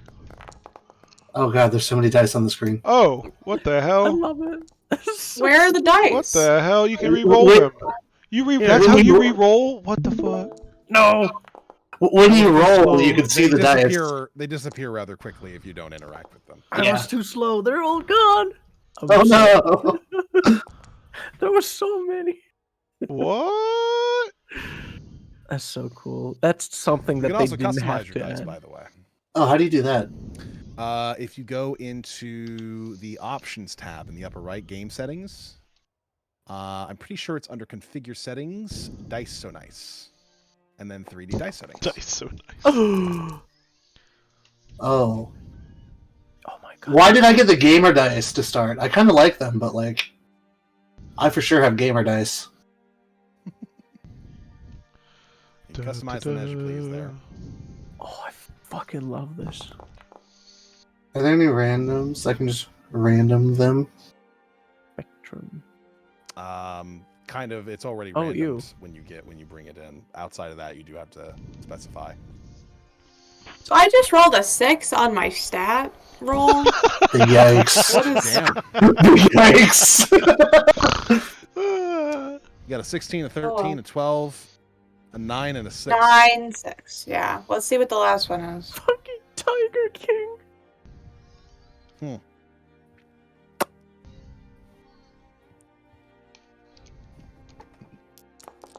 Okay. I can handle that. And an 11. Okay. Can you?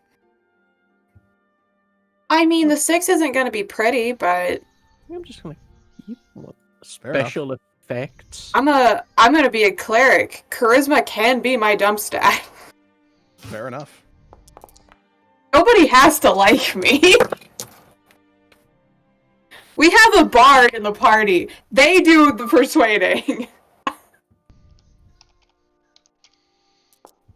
That is fair.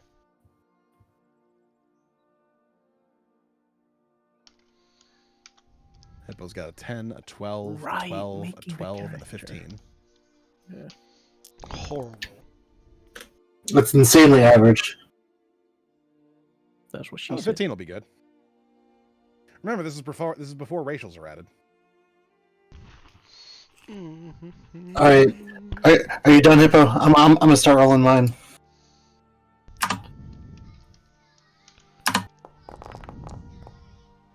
$16. Let's go. What the fuck?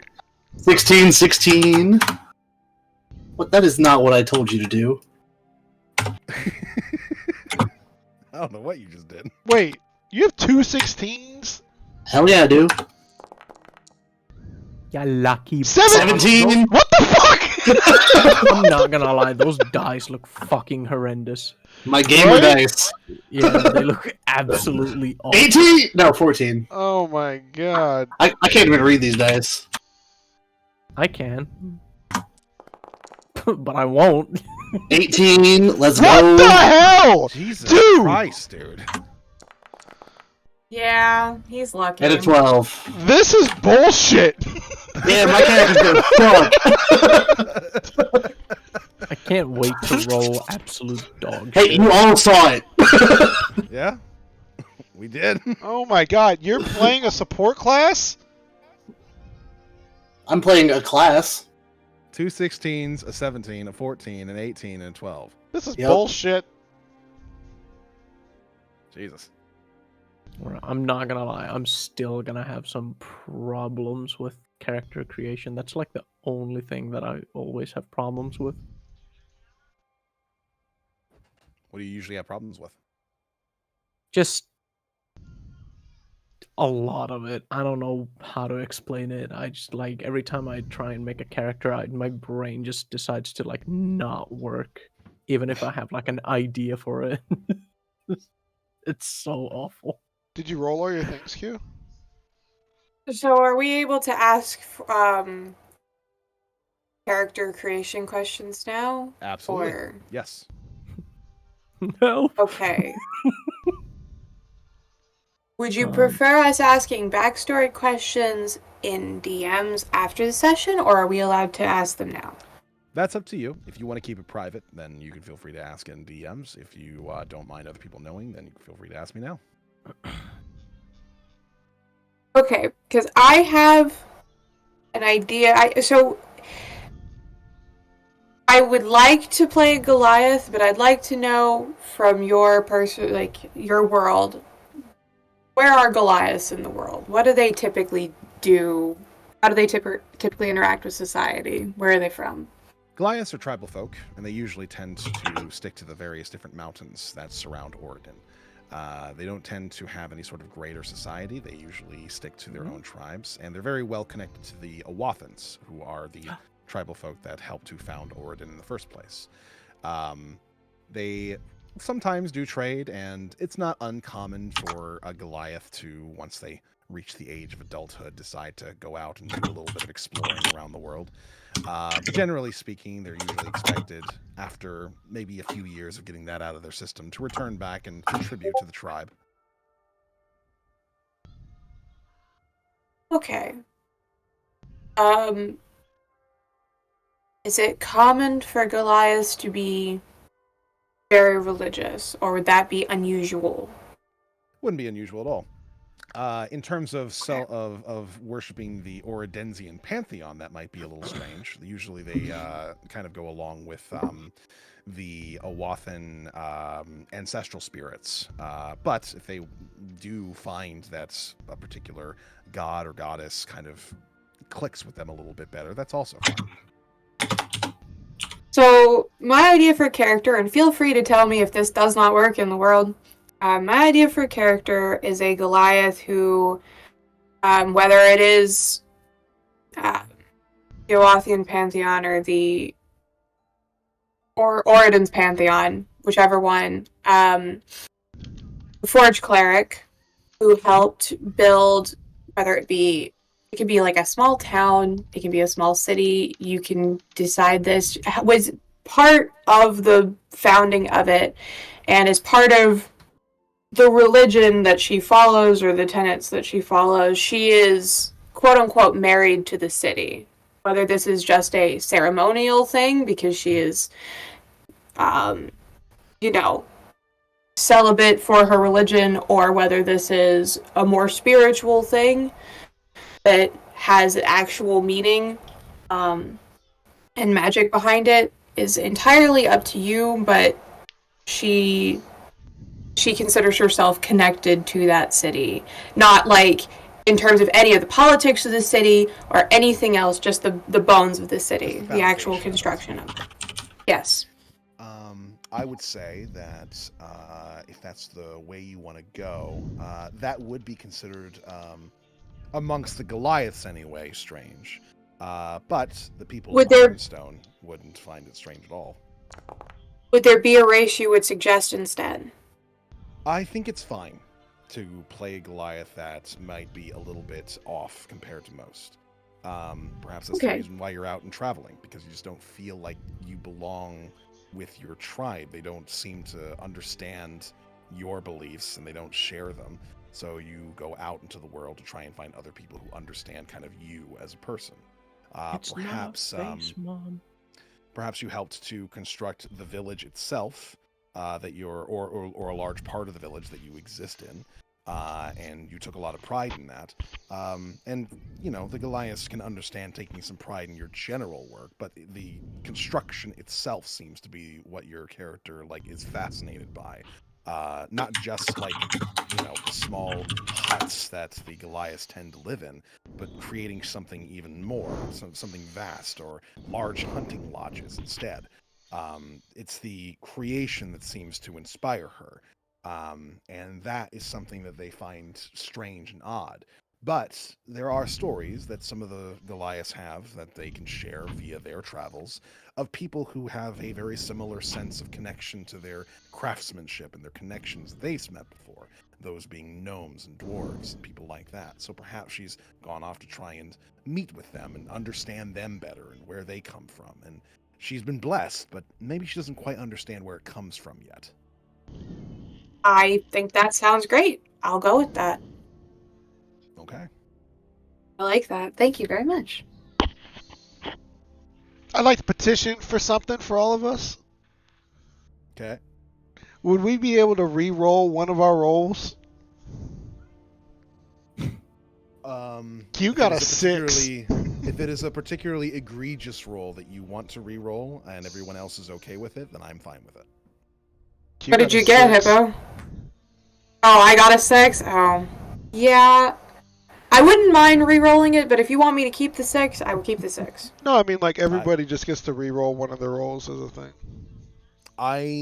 If that's something everyone else is okay with, I'm okay with it. So All long right, as I'll everyone's re-roll on board with it. I guess that's fine. Oh, okay, Isaac. You can roll another 18. Isaac chimes Yeah, I in. don't like that I will 12. allow I'm gonna it. go ahead and... That 12's gonna kill me. Alright, that's Much better. a lot more reasonable. I was willing to take the 6. Have you done all your rolls? I've had people who have played low rolls before. I've had a guy who played a mage that had Constitution of I think 7, and Oh, he just yeah? rated himself as We're starting with a 4. I can't wait for the rest of these fucking things. Why don't you just go ahead and That was re-roll just a that real quick? practice roll. That was just a practice roll. Yeah. That's crazy. That's a great start. Holy Amazing. fuck me. I'm not taking that 4. This guy fell on his sword somehow. We don't know what happened. 4? Fucking kidding. That's the average? That's what this does? Holy fuck. 10. This is going great. I'm starting to feel way better. If your rolls are really terrible, Topi, I will take the 6 in solidarity. No, he you're re-rolled fine. a 4. Both have bad. Yeah, I re-rolled a 4 and I got 11 and a 10. I mean, that's way better than 4. Yeah, it is. Yeah, you're right. Alright, well, I'm making fucking strength a 10, that's for sure. By the way, was there anything specifically banned in the character preferences? I sent a screenshot. This is my turn to say, we talked about this in the group chat. In D&D chat. I'm pretty sure everything was fine except the Rick and Morty Minecraft and non-core stuff. I just wanted to make sure I had it set right. Yeah, I mentioned that this is fine. This setup is fine. 18 is a lot better, that's for sure. You got an 18? Yep. Dude, what? How are y'all? That's so weird. In all of my games, I think I don't see 18s that often. I really don't. What the fuck? Now we got 2 in one game. Oh, This is fucking hell. bullshit. 11, 10, 18, 16. I mean, at this particular point, you can't even complain about the rest of your stats. No, whatever they are. no, absolutely not. Yeah, no, I'll take it back. I don't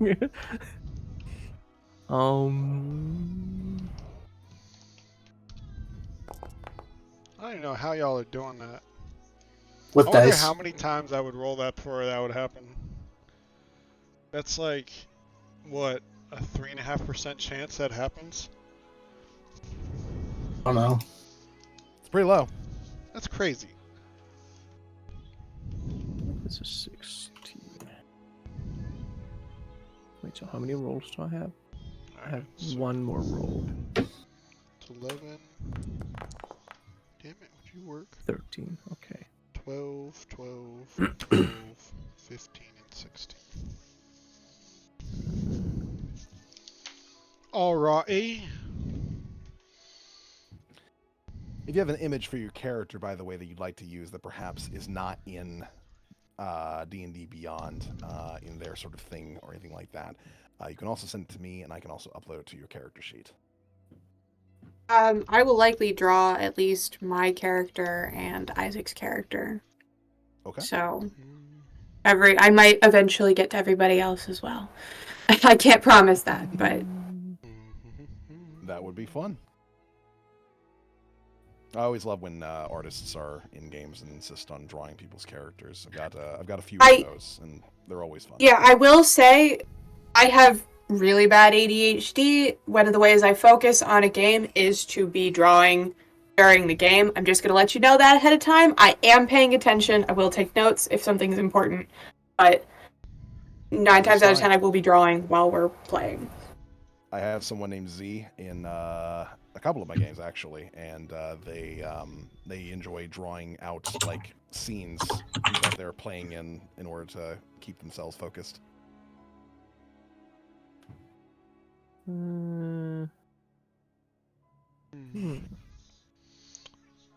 Owlin looks so goofy. These. They do. I like owls. But they're like...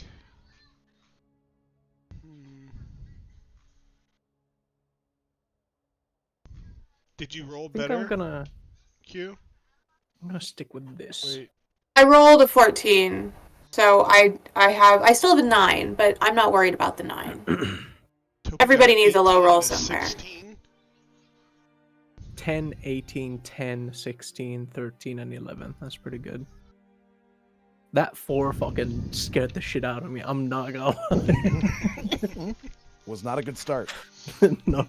You want to trade rolls, Topi? Do you want my 4? You re-rolled the 4! I have 11, 12, 12, 12, 15, and 16. It's very even, Steven. Ooh. Yeah? Okay,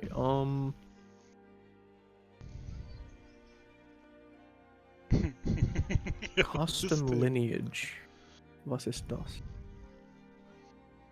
Ooh, I like this one. My stats are gross. I don't know what exactly you're saying when you say that. When you say gross. I'm going to have a 12 strength, an 18 dexterity, an 18 constitution, a 14 intelligence, a 16 wisdom, and an 18 charisma. You are stacked in more ways than what's one. funny? He's already versatile. Yeah. He's you're the bard, right? Yeah. So you're already going to get half proficiency in all the skills anyway. Yep. So that's one thing. And then secondarily, this is before racials as well. All right. No, this is with my racials. I'm gonna have 3 18s, a 16, a 14, and a 12. Okay. Right, racials and shit. I forgot about those. God. Would it be easier to do in fucking D&D Beyond? That's what I'm doing. Yeah, that's what I'm doing. Oh. Okay. Duh. Topi. The fuck's this shit? Hey, which one of these 3 do you guys think is the coolest? Okay, Where is it? What do I do with it?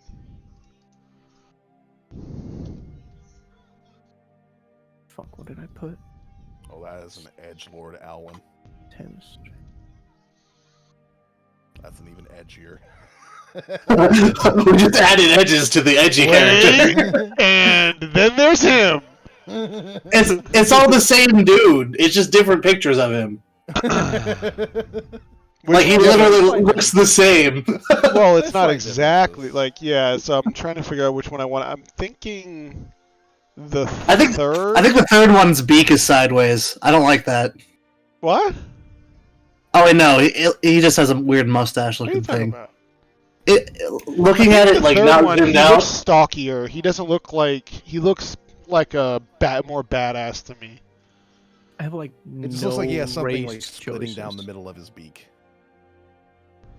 Yeah, he has badass floating down the middle of his beak.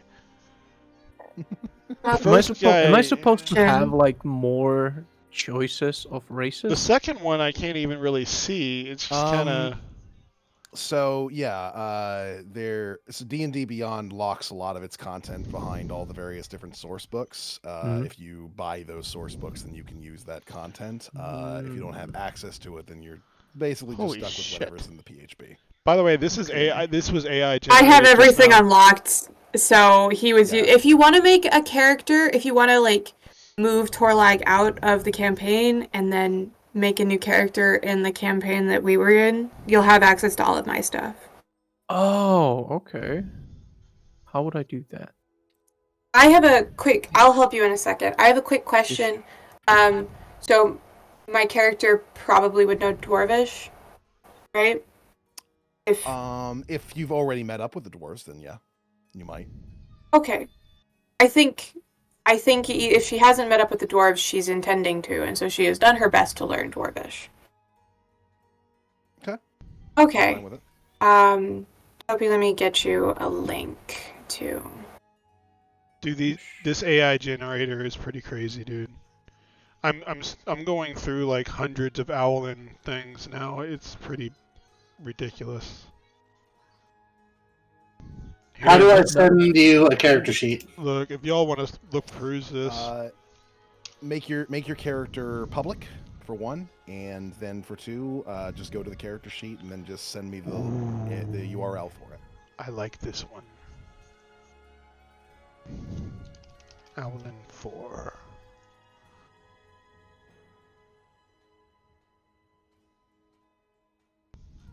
Character public. That site I sent you that's linked above, or right there, you can AI generate stuff, and it's pretty crazy.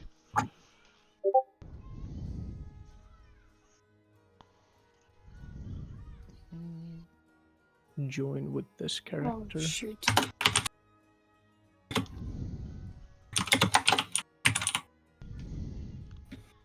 Okay, cool. Hell yeah. Thank you very much. Oh, this one's cool. Sorry, you are. I am Isaac. Yeah, I know, but Dr. Swag, PhD. Yeah. Okay, gotcha. Dr. Swag, PhD. What do you feel when you tell people that out loud? Fucking pride. What do you feel?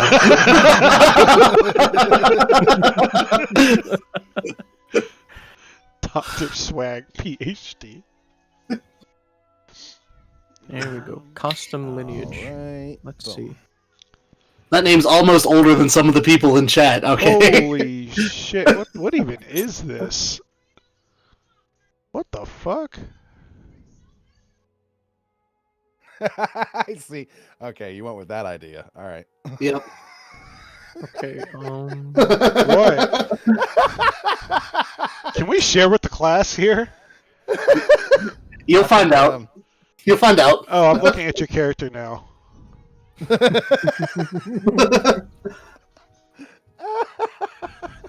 gonna be so strange. It's gonna raise so many eyebrows. Okay. So I'm gonna take custom lineage, and I'm planning. I was planning on like this little rat character, like a rat folk type of person. Okay. Just making sure that such is All right. Of course, rat folk are certainly a people who exist in Oregon. Generally speaking, they tend to be travelers more than anything. They don't really have a place that they settle down. They're not even really tribal folk, even in that sense. They tend to stick to very small groups of themselves, usually their families, and that's about it. They usually travel about all the various different main roads, kind of exploring and just seeing all the various cities and peoples, and kind of usually scrounging whatever they can find from everywhere. They don't settle in any one place for terribly long, no more than maybe like a week of spending time in a place before they decide to pack up and start moving again. And they tend to kind of be very insular in the way in which they kind of view the world. Like everybody else is just kind of out here living lives that, generally speaking, rat folk does not tend to understand all that well. The idea of being in one place and working like a regular job for long periods of time, that just seems like a waste of life to them, generally speaking, at least culturally. Dude, this AI generator sucks. Dude, this AI generator is amazing. What are you talking about? I'm trying to make a fucking That's character. user error, bro. It sucks. Dude, that is user error. This is What do you insane. think? Medium or small rat folk? Probably medium. I'll draw your character, Isaac. Yeah. Don't use an AI generator. I'm not fond of AI generators. This is like... They're cool. I like holy AI shit. generators, but they get so Like, look at fucking this. abused. Like, I typed in I wanted to It's be not more okay. human-like because I want to, like, be able to, like, be relatable. And look, it did this. Look at this shit.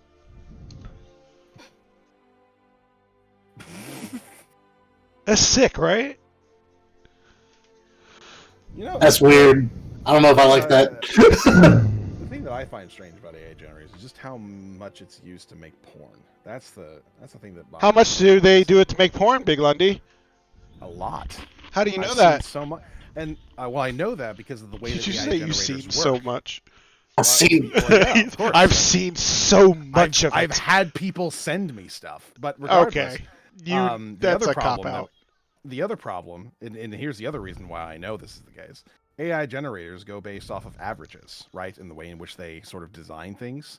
The things they kind of gravitate to the things that people most make. So when you make, let's say, a fox person, a fox woman.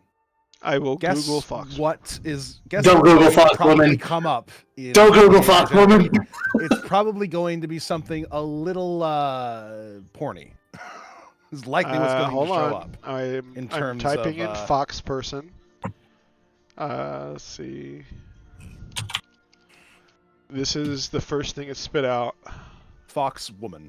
for More specifically. Fox person. Wait, where is it? This is what it spit out just now.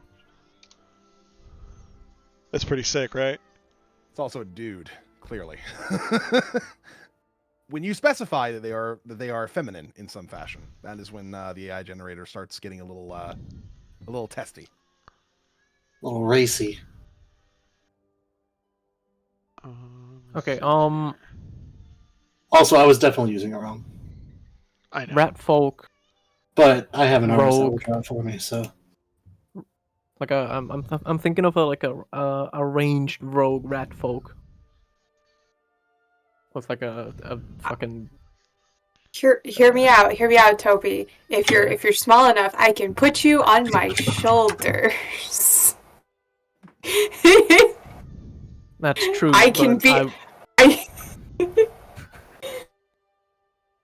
I can give you a height advantage. I don't know Shit, you're why right. it spit this out, but this dude looks pretty cool.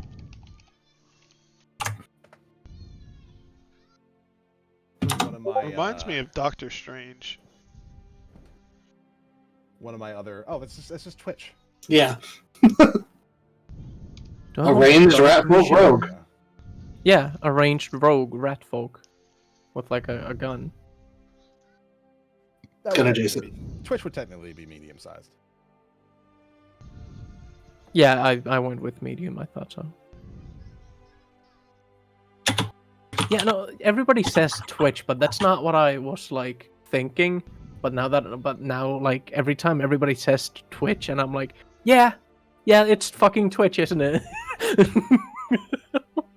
I went through all these groups I want to make a thoughts, and I'm like, rogue wait, rat no. folk. So Twitch? No, not Twitch. I want to be like ranged and be skilled with a bow. Yeah, So And Twitch. stealthy. No, I want him to be really stealthy. So Twitch.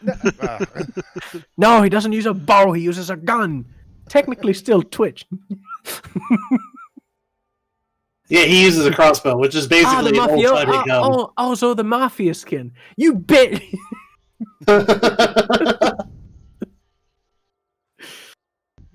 Oh, okay. Do I want proficiency or dark vision? Okay. Proficiency. I don't know whether I want to be an Eldritch Knight or a Blade Singer. Nah, fuck proficiency. Dark vision. We are a sniper. We see in dark. Rogue skills. Oh fuck.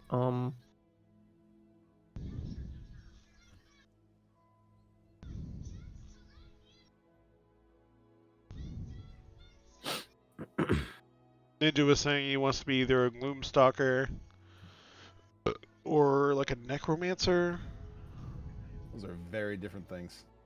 Yep. He played a Gloomstalker in our last thing. I will say that the only issue I have with necromancers, the only issue I have with them, is they tend to clutter up combat. Oh yeah. Well, I was asking 15 skeletons. because, like, at first everybody wanted to be ranged people, and I'm like, I'm the only frontman person that's going to be in this.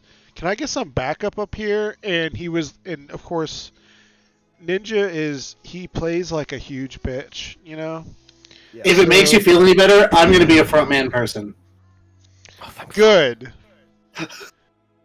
I will probably alternate between ranged and melee combat. All right, good. I'm trying to make this fucking. I don't even have a ranged weapon. Be Goliath lady. Also stays away from the fighting.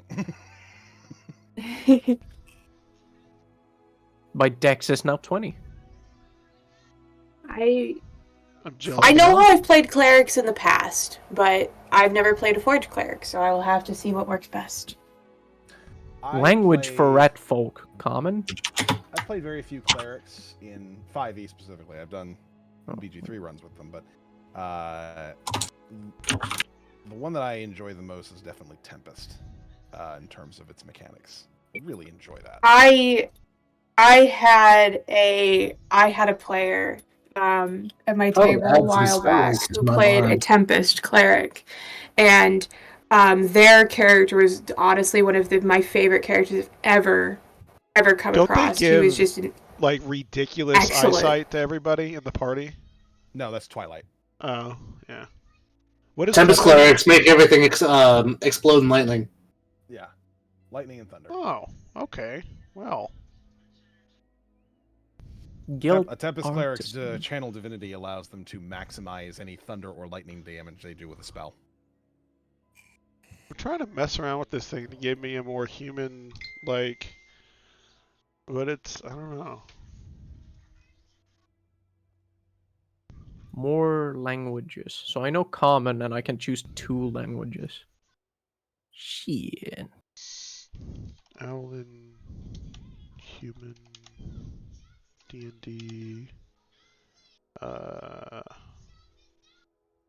rogue, I guess, for the aesthetic.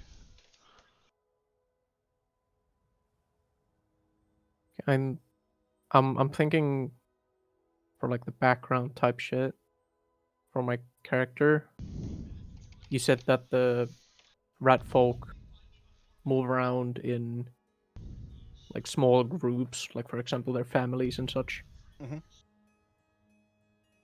I was thinking my character and his dad would be just like moving around, hunting, doing that shit, and then some guild artisan stuff. I don't know. Going around selling shit to go get by. I'm just thinking like what kind of would like languages would be like beneficial with those types of things in mind.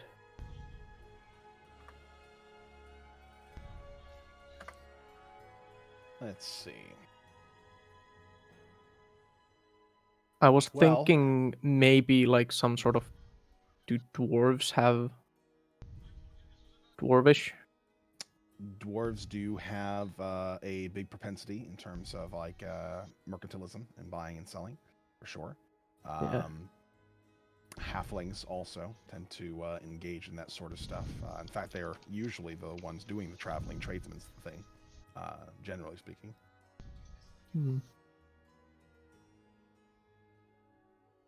With the dwarvish language being there, that could also bring up the whole point of having a gun. True. Type of thing. That is true. And you would definitely need to be in pretty good with them for them to share their gunpowder like that with you. Yeah. Well, for like background's sake, I wouldn't technically be, but my the character's dad was, yeah. And I was thinking of this character like a very timid, kind of shy in person type of rat person. Loses their dad. The dad's gun would be within his position now. He can't get it to work. Guild artisan, tinkers tools. He constantly keeps trying to get the gun to work. He cannot. It's some type of fucking dwarvish whatever. And so he would be using just a basic, like a very basic, like a musket or something, because he can't get the gun to work.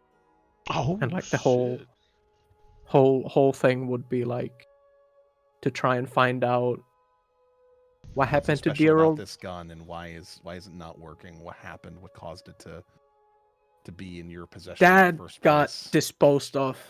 Something happened. Don't know. Trying to figure out why dad dead. Who killed dad?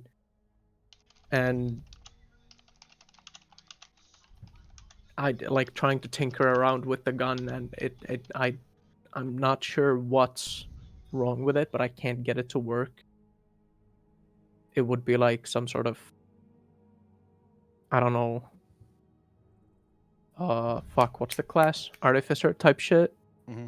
But it's just like it doesn't work like a normal gunpowder type gun. Gotcha. So it's not an easy fix. I can't figure out what's wrong with it. And this like big fucking sniper rifle type thing would be just like constantly on my back in like a cloth. So it looks like just like a big sword, for example. Because it's not something to flash around, but I can't get it to work, so I can't use it as a weapon for now, type of thing. I like it a lot. Yeah. Yo, check out my sick owling girlfriend. And like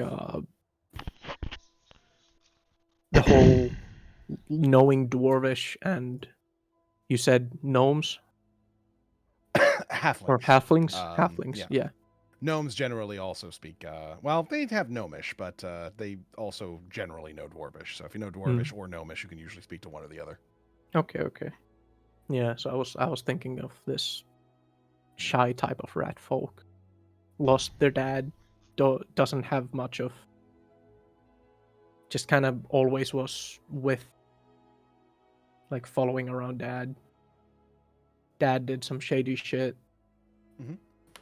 Got killed in the process, now trying to figure out what happened. Like all of the stuff that I have, like Tinker's Tools, Guild Artisan, background type shit, it would have been as a child following dad type of thing. Just kind of like growing into that type at the same time from dear old dad, and now they're gone for some reason. Trying to figure that out. Okay. I think that will be a fun story to explore. Yush. What else do I have? Class. I have Thieves' Tools, Stealth.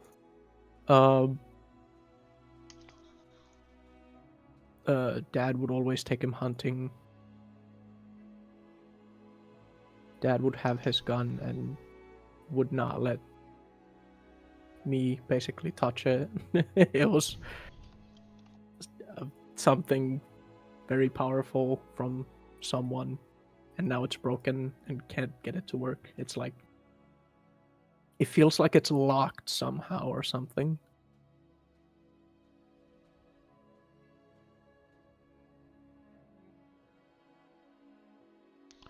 Jack the Shredder. Still trying to figure it A out. Warforged Bard.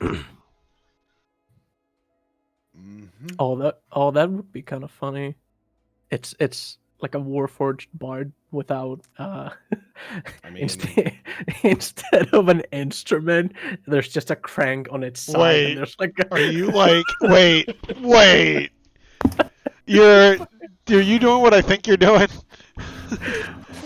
Like what's that music called? Dubstep. Oh dear lord. Are you a dubstep bard? No, I'm not a dubstep Ooh, bard. Isaac? Oh, yeah.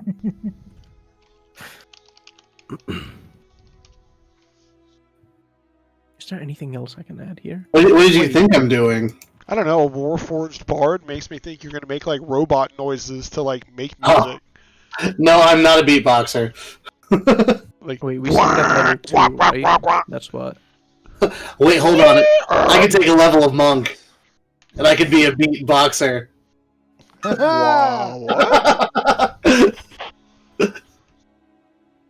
A bard monk, a beatboxer. I'm not, dude. I'm torn between Blade Singer and Eldritch Knight. Fist weapons with like bells on the end, and every time you hit someone, it makes a chime. I'm about to ring your bell, literally. The only way you're getting out of this ring is when the bell rings. Holy shit. Oh. Okay, so now how do I...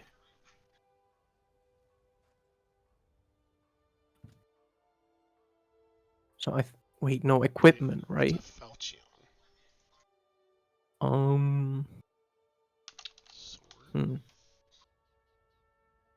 Right, speaking of equipment, so like no bow, just the musket. Okay. See. So how do I do this then? I would say just kind of create it as like a custom piece of equipment. And then we can roll with it whenever we figure out exactly what we want to do with it. Okay.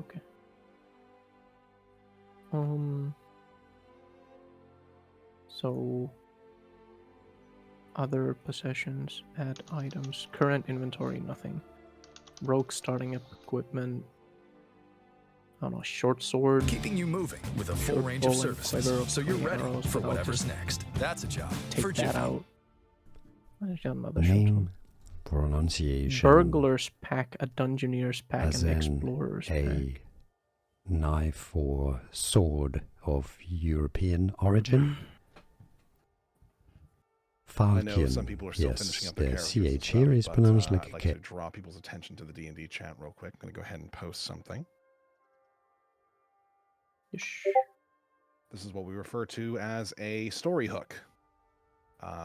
This is referencing what's going to be happening in the first session of the game. So this will give you an idea for your character as to try and figure out a reason why you're going to be a part of all of this. So there's going to be this massive celebration that's going to be happening. The Emperor of Oridon, as well as the King of the Dwarves, are going to be meeting here to bring in the celebration itself. It's drawing a lot of attention from people all around Oridon. So people are coming. They're applying their wares. There's going to be people from all over that are going to be coming here. So the big question is, why are you attending? What is the interest that would draw your character's attention? I already know. Do we respond, or do we have to keep that knowledge You to can ourselves? keep that to yourself, because I will be bringing it up when we actually play. Cool.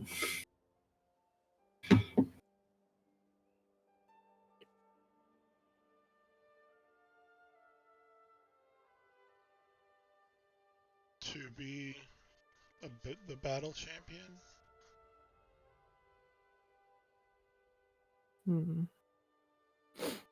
Battle champion? I don't know. I'm guessing what it is for him.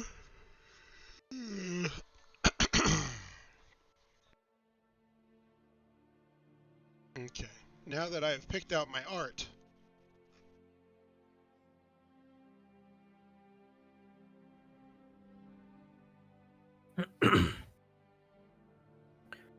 Okay, so I have this done in D&D Beyond. How do I put it in? So what you're going to do is you're going to set it to public, and then you're going to send me a link to the character sheet by going to the character sheet itself and then sending me the URL. Okay. Does that make live updates whenever they get updated, or do we have to No, resend we have it? to re-import it every time, but it's a very quick process. So let me send you that, because I didn't do any spells the first time I sent it to you. Remove this. Alrighty.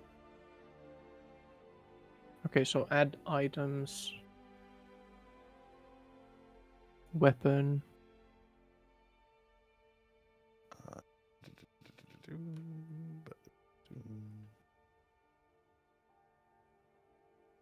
No, not that. No, I don't want that. God damn it. Fucking antimatter rifle. Hell no. What the fuck? There you go. Now you have spells. Fuck, what was it?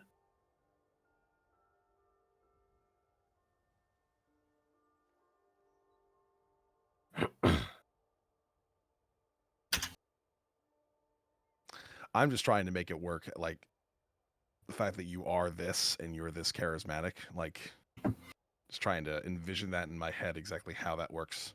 I'm mostly disguised. Speaking. I'm mostly disguised, like 90% of the time. Fair enough.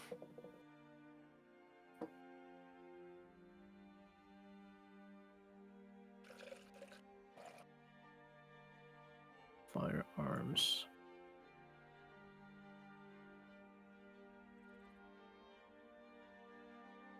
Why won't?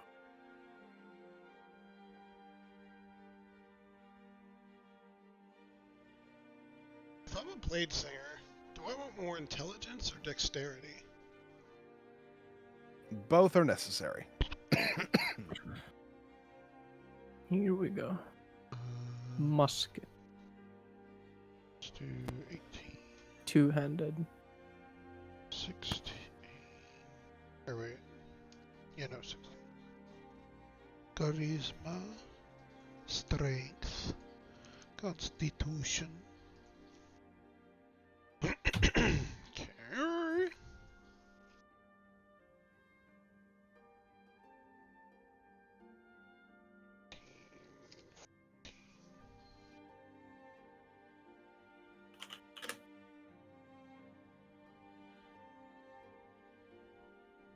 Yeah, that works.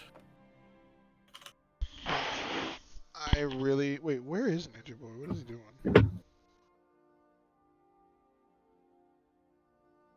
Shows me the way.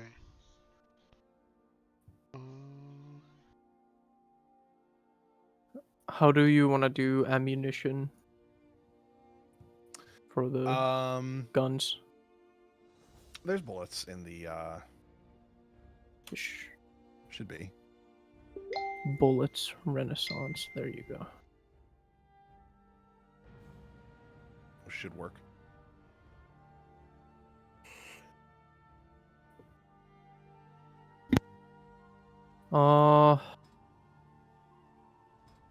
What do you think? How many bullets do you think? 20. Usually. There we go. Probably gonna need some sort of bullet, like satchel or something, right? Yeah, like a little ammo pouch. Yeah.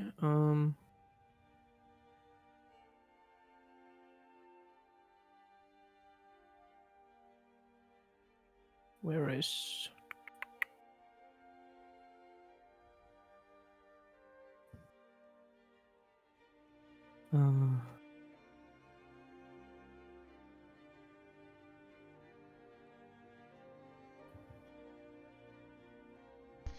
Isaac, help me decide. I don't know what I want to do. Eldritch Knight or Blade Singer? You do whatever your heart desires, but if you're going to be a frontliner, you should. If you're going to be a frontliner, I would go with the fighter one. Yeah. Because you don't want to be a squishy little wizard. Well, the thing with the wizard is I'll have mage armor and I'll have blade song. That gives me like a ridiculous AC. Alright, well. And if I go wild spacer, then I'll be able to have a tough feat, which gives me an additional 2 or whatever. Is that a free feat that you get for being that? Yep. Okay. So, I don't know. Well, what are you going for aesthetically? I have a pouch. Okay. See, the thing is they're very similar aesthetically. Like, well, the way I see it, an Eldritch Knight is more like armored sword and shield with runes carved on the weapons, right? Where the Blade Dancer is more, they have the blade, but more focused on being fluid in their movement and using magic to enhance that. That would be about right, yeah. Eldritch Knights tend to be big, bulky boys. They're good with a sword, yes, but the big point of them is that they are unshakable, and they are a bulwark. They can use magic to make themselves somewhat untouchable, while also being like a reliable front line. Whereas a Blade Singer is very much someone who does not wear armor, keeps to their ability to move about, and their abilities with a blade rely purely on their well-trained movements and dexterity. so I was thinking, because I know that there is like a whole samurai thing, but I don't want to go samurai simply because it sucks. Samurai does not suck. Yeah, I mean, compared to Eldritch Knight or all the other ones, I read it and I was just like, eh. The pictures you're sending are giving more of an Eldritch Knight vibe than a Blade Singer vibe, in my opinion. So I like Eldritch Knight. I think that tactically they're like a lot better. But I want it to be, I guess for the flavor, kind of more like a, like when you say knight, I want it to be more kind of like of an Asian kind of thing, where they use like falchions or like katanas. Mm-hmm. Yeah, you can flavor it to look like that, but it's... You can flavor that as you like.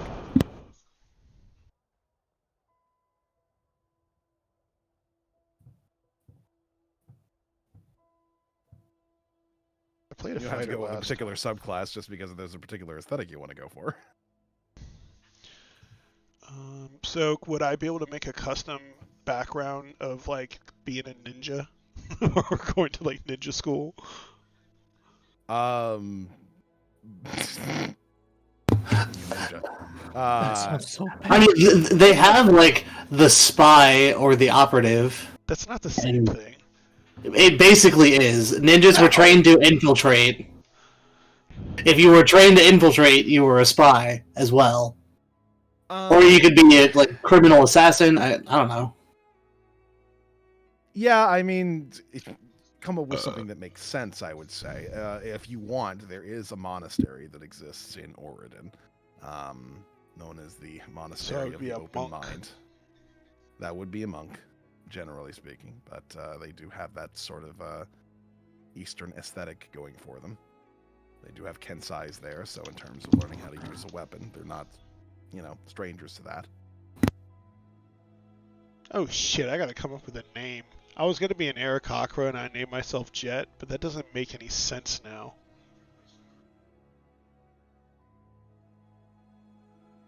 What do you guys think about Apollo? He looks like an Apollo.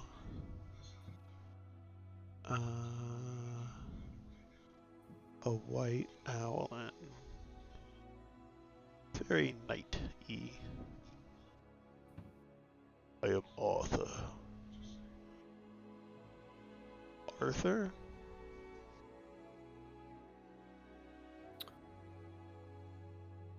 Topi, you're good at this. Good at what? Names. Do you like Apollo? Sure. That's a decent name. Oh. I like really short names. Like single syllable almost. So I don't know. Well, Apollo is 3, so you chose wrong. That is 3. I know it's 3.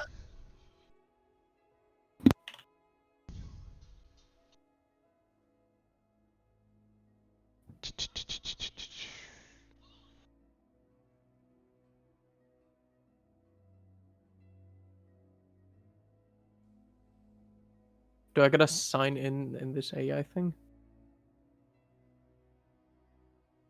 No. How do I use this? What do you mean? Yeah, like how do I use this? Make AI avatar? No. No. I don't know, whatever. I would start with just going through the images. Yeah, and then you go. can kind of like combine them. It's pretty neat.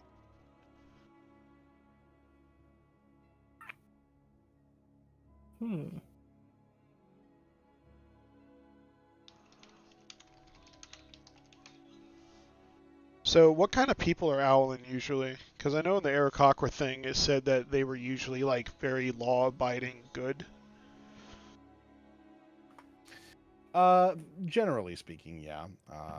The Owlin tend to be, well, they're eye-catching to a lot of people, but they don't tend to take a whole lot of care for that sort of thing. I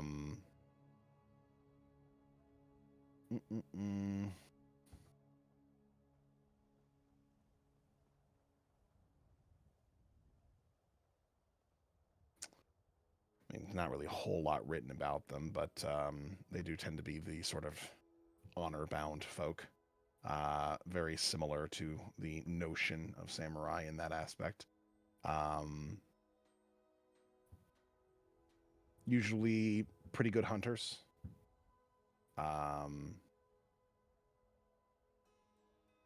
Traditionalists in a lot of ways.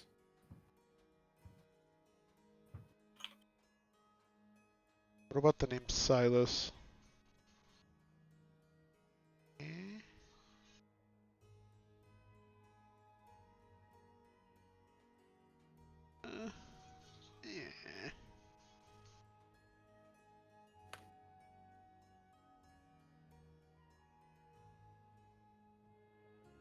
I wrote rat folk and all I'm getting is fucking humans. Good names for knife names, cool night names. I'll probably draw your character, Topi. Yeah, I'll just look up Holy shit, I'm gonna name my character Isaac. You do whatever brings you joy.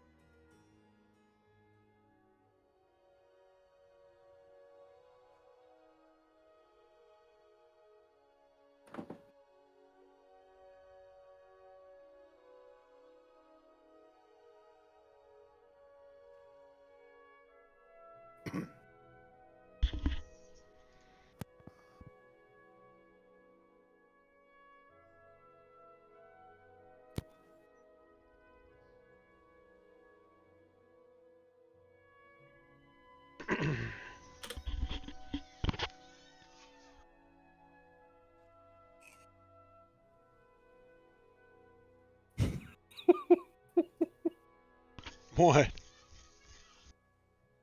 Fuck it. This will be for the time being. What? Bratful? Yeah.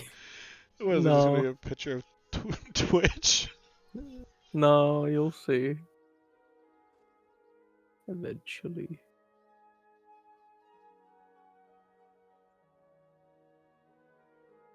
I'm gonna name my character DJ Khaled. DJ Khaled. Every time we run into battle, we all have to scream, "We the best." I hate it. I hate it so much. That's so bad. I we gotta think get... this is it. I am Silas of the Nightfall. Ooh.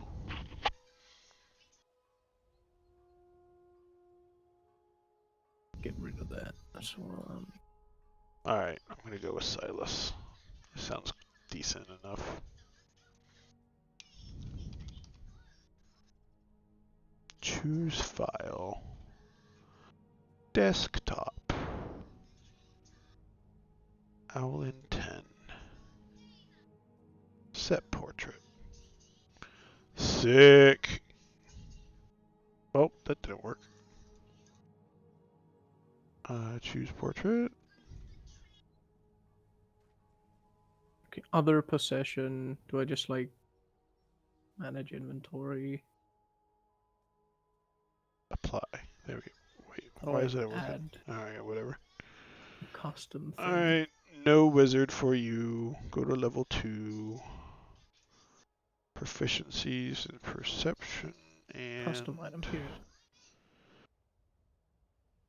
God damn it. Description, languages...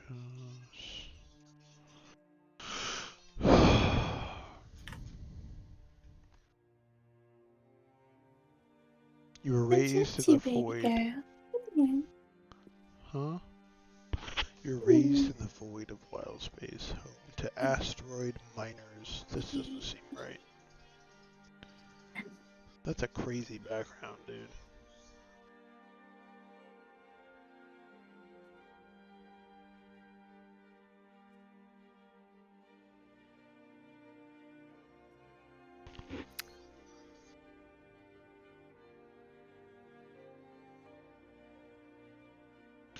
Oh wait, you can look at them, right? So let's see. Collections. Browse. Backgrounds.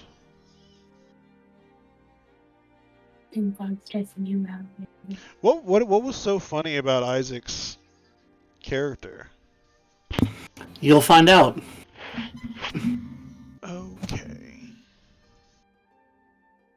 It is not up to me to share things that the players would prefer to keep a surprise. Okay, so what do I just DM you the URL for the? Yes. Or put it in the D&D chat, either one. I don't think I can do much anything there else other than like background and shit. I'm not sure.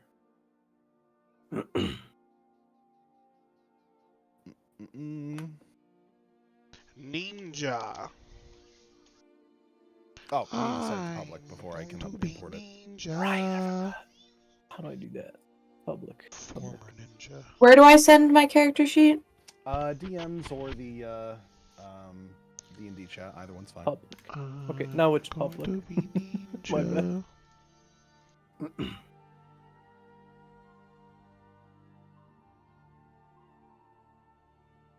Ooh, a shuriken. Love that picture. The picture, right? I love it. That's so fucking funny. That is so silly looking. I know. It's a great. Oh. Here's for everybody else the picture that I use for now. It's perfect. I love it. I love it. Oh.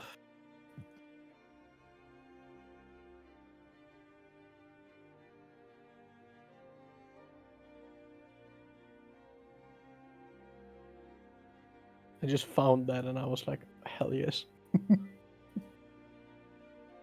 What? We're not gonna have any other healing magic at the party, are we? I don't have any healing spells, I lied. I have the capability of having healing spells. If we need to. I will take healing spells. It's okay. I will take healing spells. I was intending on probably being more of a healer, but I just wanted to make sure that was still... I do have a buff spell. You do be having heroism. Yeah, I can buff people. That gives temporary hit points. He do be having heroin. It only works on one person at a time, and it's a concentration spell, but, you know. One person I can take care of.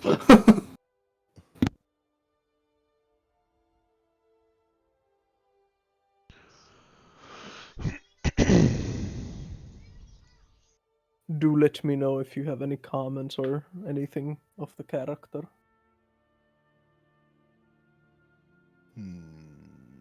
If there is anything problematic or anything. I don't think so. Shinobi. Let me try something out here. Okay. I think I need to edit something here. Create the background. Does need ammunition. Let's note that down.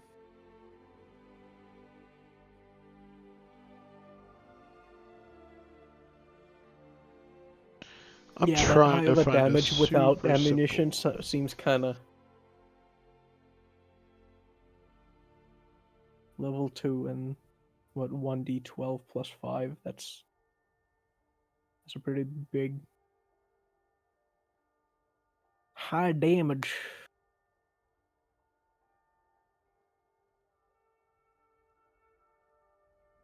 Okay.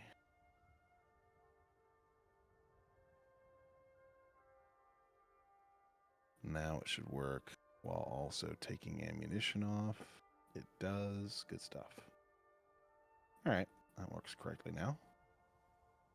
I want to be ninja. God damn it. Going to chop right down. Got fuse sheet. Class.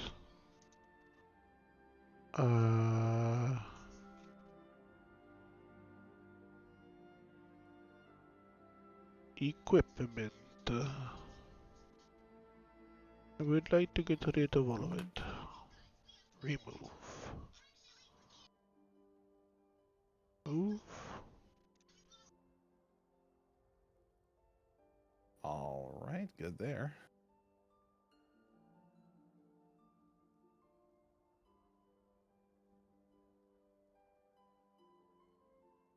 No spells as it should be.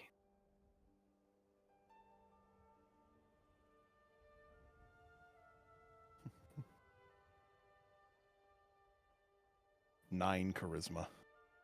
Unfortunate. It is what it is. It'll work.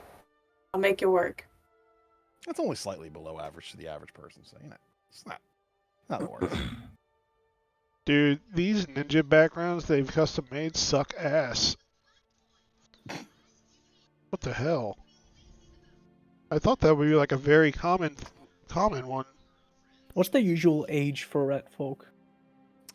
I don't think they live very long. Hold on. Yeah, that's one other reason I wanted to go with Owlet. They lived around 130 years, whereas Eric Cocker only lived 20 to 30 years. A rat folk reaches adulthood at the age of 12 and lives up to about 50 years. Wow. Yeah, that's pretty good. That's around... Samurai school. I mean, I'm planning on living around 50 years, so... Not planning on a long life, are you? Nah, we're here for a good time, not for a long time. True. True. I sent you the draft of my backstory. It is entirely up to you how accurate that is.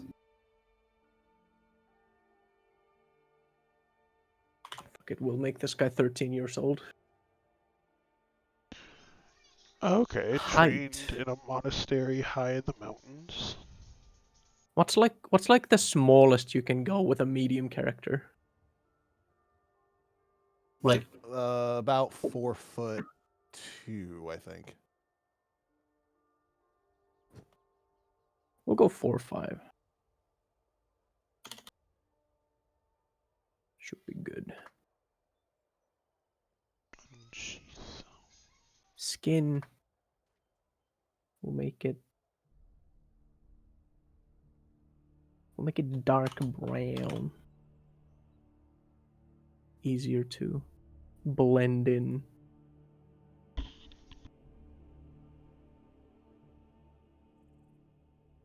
Weight for a 4'5" rat folk. Interesting. Jesus fucking Christ, the background.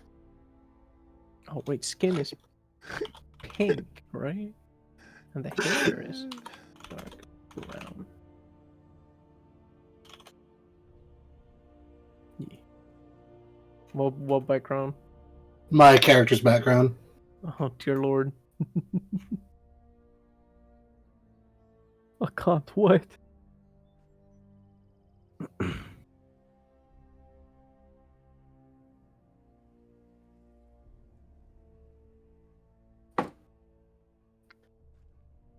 Brown eyes with some dark brown hair. Like a little shit. I want to be ninja. Personality traits. Let's see. There's a particular anime that this reminds me of. I don't know which one it is, but I want to watch it. Oh. Also, important question. As a bard, can I use minor illusion to change how my instrument sounds? Yes, you can. Cool. It is that one.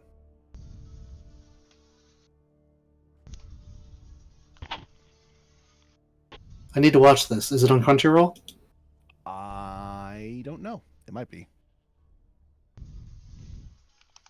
Or I need to read it if it's not an anime and just a manga. It is an anime. I know. I know. Some episodes got made anyway.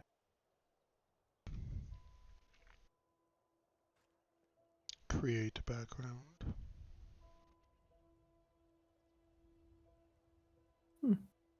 Create from scratch. Resource 1. How about we make those bullets? Ninja school. 20 out of 20. Custom resource management at the fucking front line is pretty good. I like that. I am fine with all of this, by the way. Perfect. Ooh, background is winged ninja.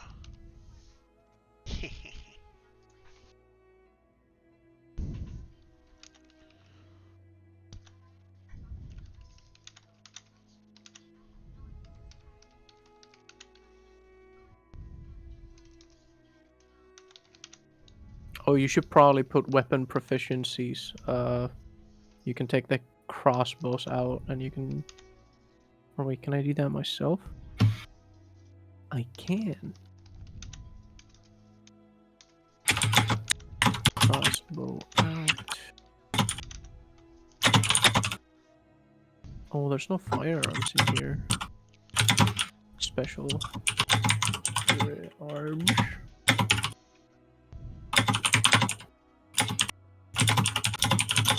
There we go. Das ist gut.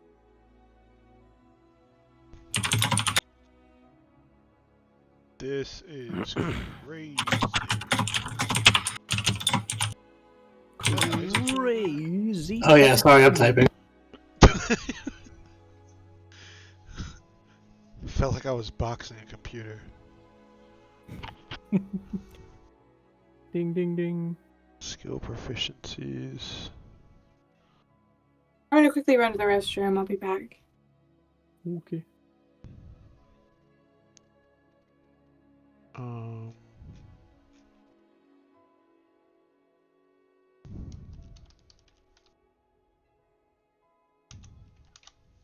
Want me to pick up this tape and I can give it to you later?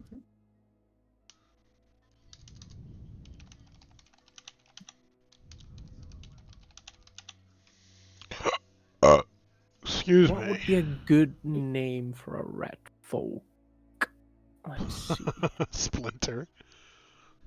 No, just no. Twitch. Stewart. What was I doing? Oh, D&D Beyond. .com.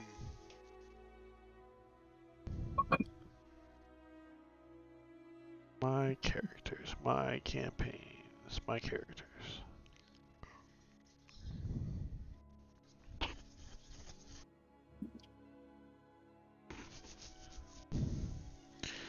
I guess, I don't know, is an Eldritch Knight more of a samurai than a ninja, I guess? It's kind of up to you how you want to phrase it, but I would say more samurai than ninja, yeah. Yeah. Let's see. Silas. Shinobi? Oh wait, what's the other one? A shinobi's a ninja. Other names of samurai? A hedge That's knight? a good name. What? My little rat's name is Tick. Tick. I like it. Tick. T-S-I-K.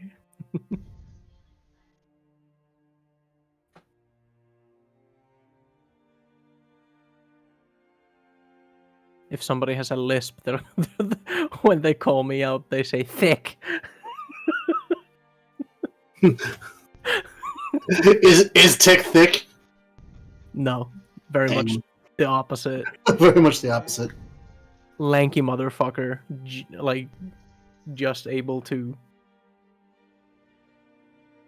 operate a firearm type of thing.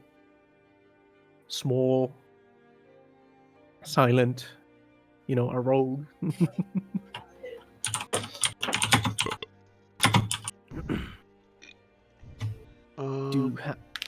I do have to flesh out the background though. Holy shit! Ritual Sage. I'll go downstairs to grab some drink. Do you want me to? What time is it? It's almost 4 a.m. I wonder if I can order food. At 4 a.m. Yeah. I guess from like a Wawa. I don't know if they have those there. What the fuck is a Wawa? Or a Sheets?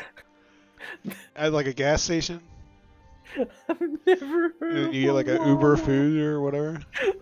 Yeah, Sheets is open all day, all night. Yeah, Wawa. Mm-hmm. I don't know what a Wawa or a Sheets is, honestly. Pennsylvanian terminology. Ooh. The fuck is a Pennsylvania? No, I'm kidding. Oh, hell no. I'm not ordering food. Fucking $8.50 for the delivery. Go fuck yourself. Is that a lot? Fuck. That's insane. What does that equal to in American dollars? I don't know, like 80 euros to dollars. I mean, it is 4 o'clock. That's $9.27.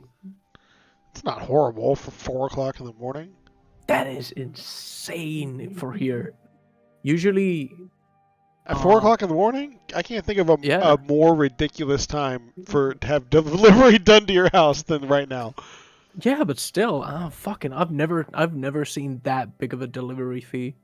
Usually, the delivery fees are like the max I usually use money on a delivery fee is 5 euros.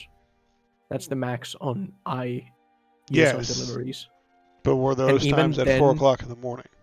And even then, I almost always go for the ones that have free delivery. But it My looks like they are family. absolutely, absolutely taking advantage of the fact that there's only a single place that's delivering anymore. And yeah, fucking E50, holy shit. It's the Not that same bad. place where I usually order as well, and it's usually a free delivery. Ooh, I can be an inheritor. Vilko buck. I can be an inheritor, and I can get like a cool sword, like a pass down for my family.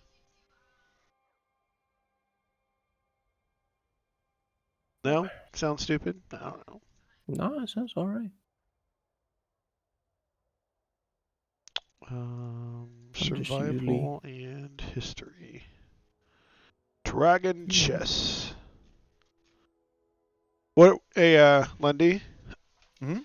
If I were to do I don't want to make. I don't feel like making one. But if I'm like a ninja or like a samurai, right?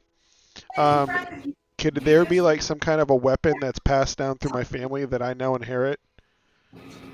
Sure. I mean, that makes sense, right? For like a samurai. I don't see why not. So it could be like a cool sword It can indeed be a cool that sword. like does something neat. It's not gonna be magic.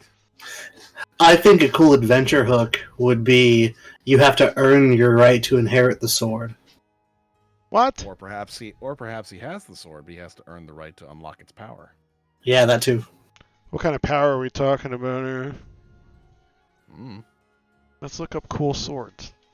That's exactly what I'm going or thinking of going with the fucking big ass rifle in my back. Let's see, equipment. I have no idea how to get it to work, and I need to figure it out in order to use it. Since it's the only thing that I have of my fata.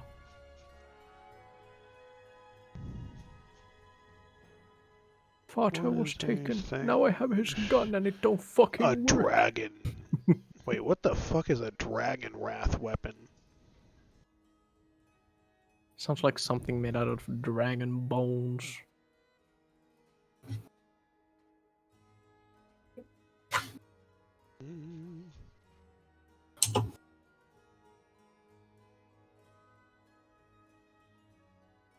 Hellfire. Is there anything going on in retail? No. I don't know. I just heard Eli get out of the shower and bust his ass. Nerd.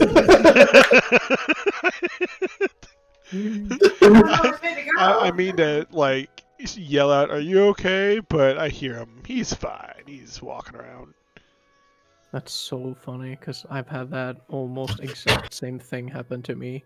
Except my fucking leg decided to pop out of place. That nerd. nerd. My knee. It's kind of funny, but kind of not. A sunblade? Yeah, what happened? Like, from my dad's that's perspective, the only thing he heard was like a thud, a little silence, him yelling out, "Are you okay?" Me yelling out, "Yeah, I'm fine." Meanwhile, I'm clutching my leg that's currently pointing from knee in a 90 degrees to the fucking left. What? Like, my basic was like, "Yeah, I'm okay," and I'm holding my leg, yelling at myself inside my head like, "No, you're fucking not. Your leg's fucking pointing 90 degrees to the wrong fucking direction. That's not alright." That's not how legs leg. Yeah, that's not how That's legs leg. totally So the only thing I had at that point, I already said I'm okay. They're not gonna come and help. So I just like fucking took the leg and just like crunched it back in place. So basically, what my dad heard was thud. "You okay?" "I'm all right." 1, 2, 3, 4, 5, and me screaming at the top of my lungs when I fucking crunched that shit back in place. And then immediately after, "Come help, please. My leg fucked up."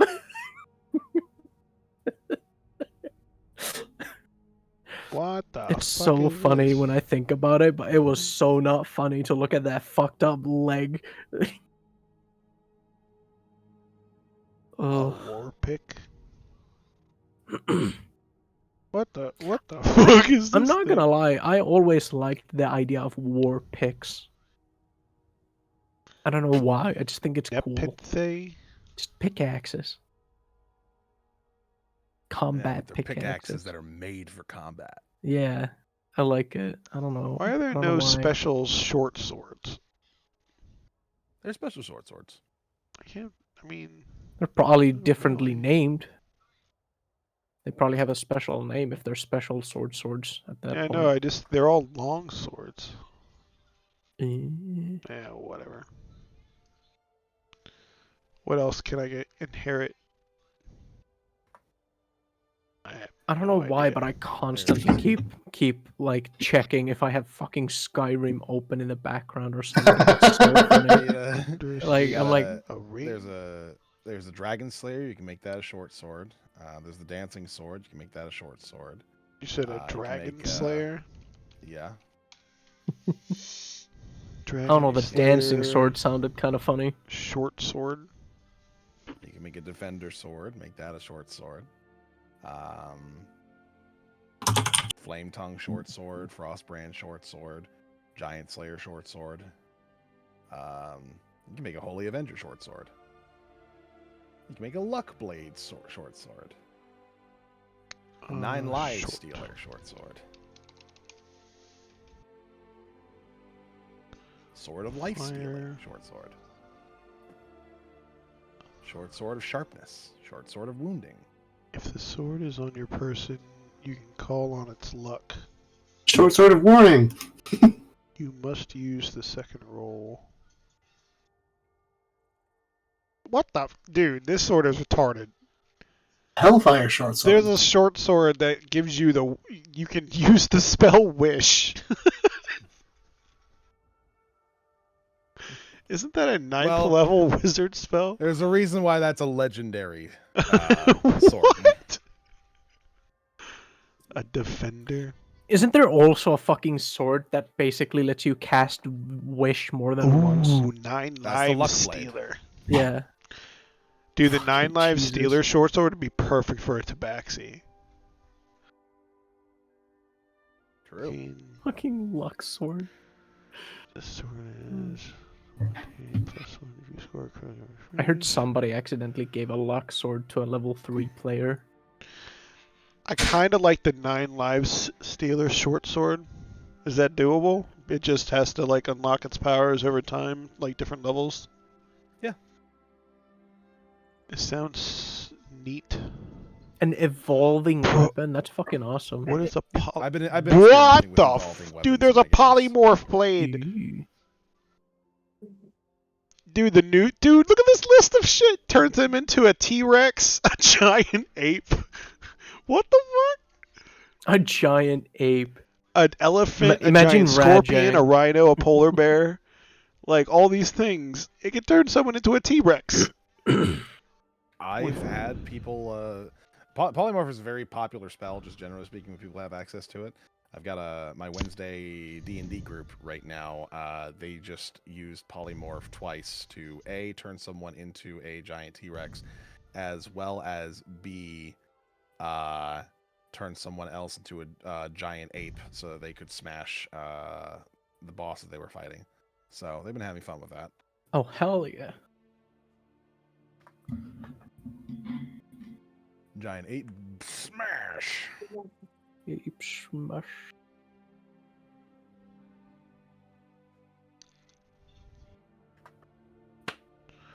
Wait. The sword loses 1 charge if the creature is slain. When the sword has no charges remaining, it loses this property. So this only works 1 time? It works 1d8 plus 1 times. In terms of killing. So then it's what, useless? You can't recharge it? It's still a sword. It's still a +2 sword after that, by the way. But 2, it's essentially a sword that has like several charges of power word kill on it. Sheesh. That's pretty sick.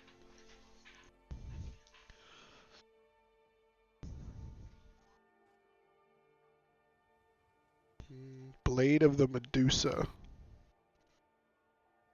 This magic weapon and roll a 20. Probably turns them into stone. How does poison work in your games? So you can make poison if you have the poisoner's kit, and if you have the poisoner feat. You can also buy poisons. You can also milk poisons from poisonous enemies of various different sorts. You can buy poisons from alchemists who have found ways to put them together. And when you put them on a blade, then they will be on that blade for about a minute until they're more or less lost. And poisons have different effects depending on what exactly the poison is. Most of them tend to be extra damage of some sort, but there's other sort of poisons that you can find as well that have other effects. So I was thinking that this would be like my main hand, and then my offhand would be some kind of like a poison dagger or something. Could do that.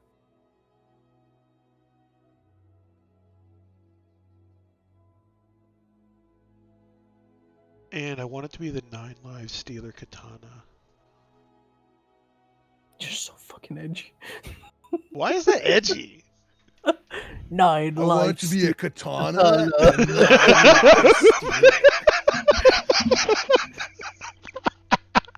Any further questions? Stealer 9 lives. You can be as edgy as you want. Don't worry. Oh, I won't judge you. I'm from Ravenage, okay?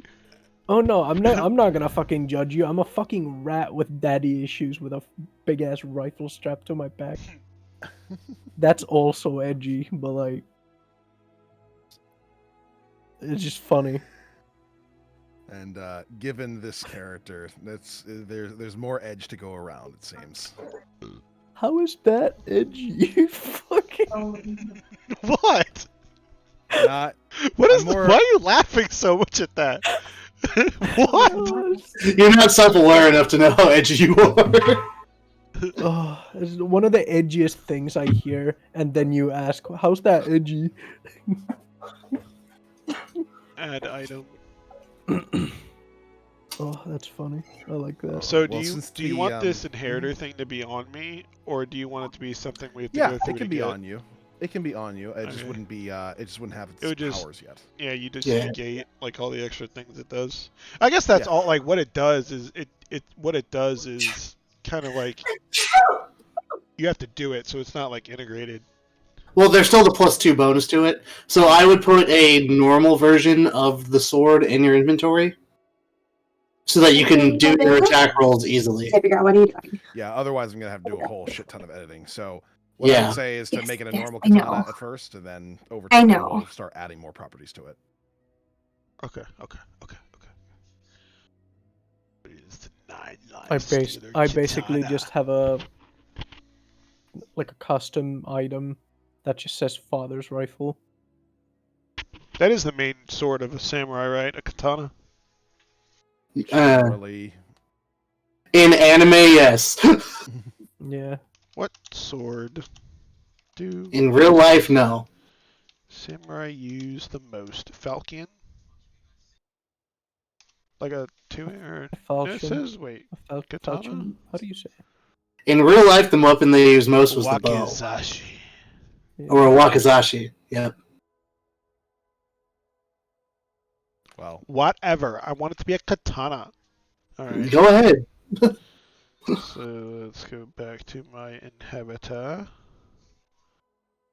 I want it to be a katana, and I want it to be 9 feet long. For all the lives it stole. Listen, Because I'm edgy. Every time you kill Yes. someone with it, it fucking gets longer. so Fucking hell. wait. That's how Sephiroth's sword got so long. Ah, that makes sense. The special two-handed. In darkness, the unsheathed blade of the sword sheds moonlight. Yeah, edgy.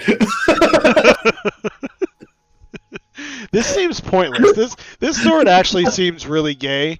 Or okay, like because, dude. That's a way to put it. Well, no, this moon because like if I'm a stealthy character and I pull out a moonlit sword, I'm like, fuck. Hey, it glows. Hey, what's that over there? Oh, that's that really bad samurai ninja guy. Alright, so, scimitar. Alright, so let's do starting equipment. Choose equipment. Longbow. Sure. 2 martial weapons. Okay, here we go. I am going to click on scimitar. And scimitar.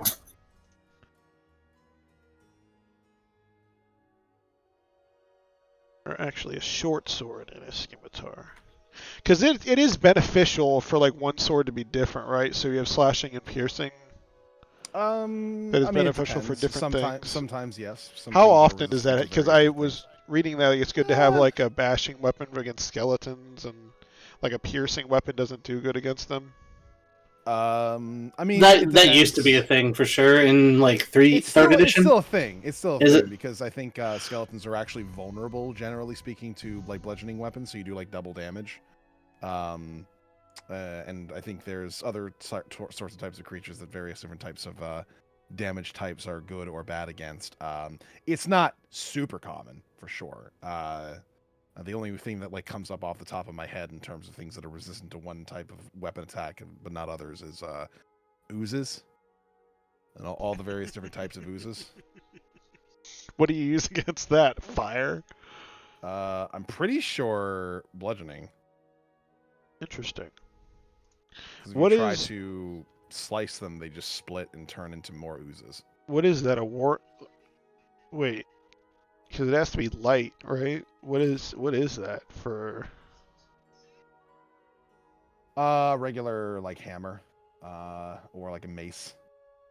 A mace. No, not mace. Maces aren't light, I don't think. Okay, let's go back to this. Light. Light hammer.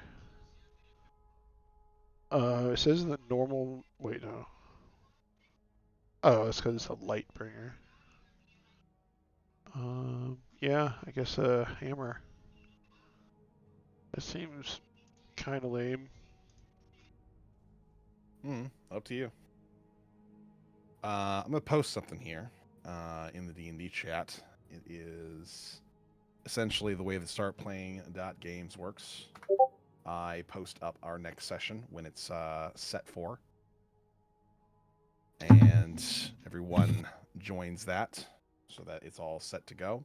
And then when the time comes, essentially, if everybody has an account and all that sort of stuff, all the sort of payments and stuff should automatically go through when the day comes and when we play our game, and then we're good to go. A hand axe. Wait. No. That is slash.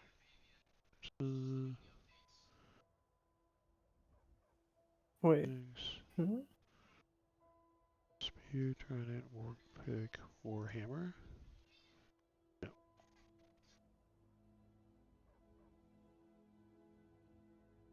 Ooh, a whip. Whips have reach. I mean, that's got to be light, right? No. No, but it is finesse. So I can't dual wield with a whip. I mean, you could do a whip in your main hand, but I don't think that's what you want, right? Wait, what? You can dual wield. You can have a whip in your main hand, but I don't think that's what you want, right? Oh, so you can use like a long sword in your main hand, but the light has to be only in your offhand? Correct. Oh. This is until you get the dual wielder feat. Gotcha. I didn't know that. And they can both be. So it can't just be a long sword. Gotcha. Your offhand weapon has to be a light. Right. Weapon of some sort, but your main hand can be a regular size sword. So long as your main hand weapon is not considered heavy, you're good to go. Right.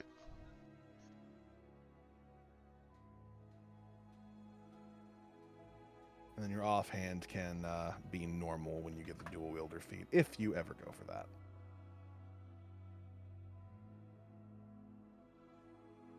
Okay. So my main hand could be a mace. So I have bludgeoning, and then I can have slashing as my secondary. Mm-hmm. That makes more sense, right? Yes, like, indeed. There's really no bludgeoning weapon, so then I could still be like a 1d6 and a 1d8. Because like all the bludgeoning weapons for offhand are all kind of like a hammer. It's just kind of, eh. Hawkeye.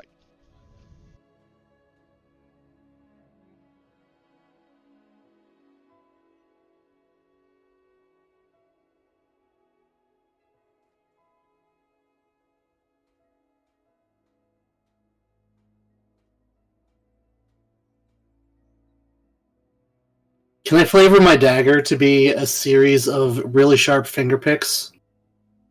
What does that mean?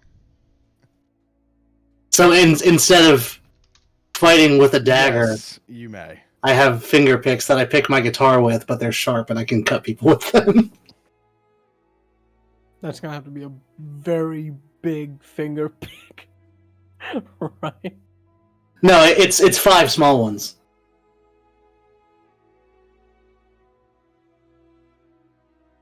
Wait, huh? They're like little rings you put on your fingers.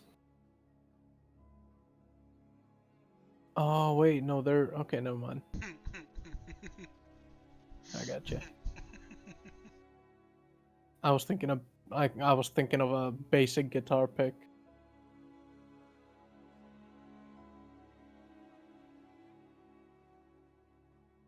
Never mind me.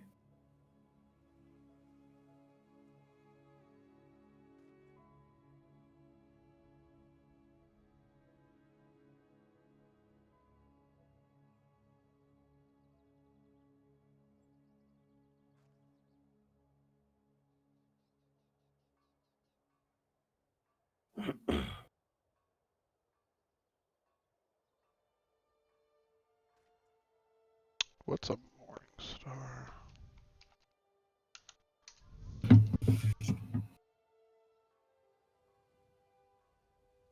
Oh, that's pretty sick looking.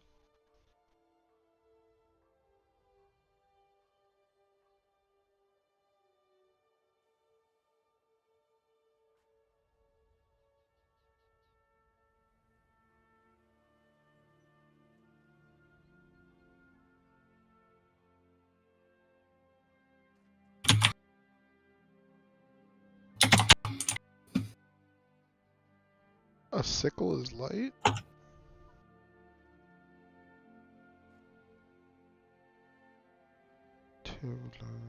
A war pick. Yep, sickles are considered light. Mr. X.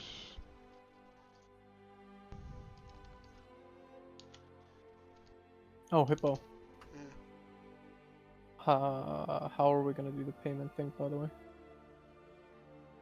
I'll pay for it with Ninja Boy. No, I get that, but it's asking me to put up a card in here. So how do I? Wait, what? What are you talking about? For start playing, it when you sign up for a game, it asks you to put in a card for payment and such. Yeah. Where? Where is this? When you Start join playing. the campaign.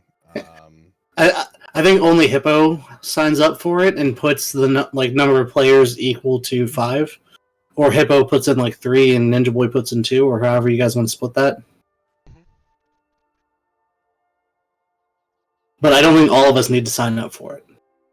Oh, I just went ahead and did. Do I leave the campaign? You can, yeah. Okay. Sorry, I didn't know. No, because that's specifically for payment, right? There's no other. Exactly. That's the. Okay. Yeah. I'm so glad I asked.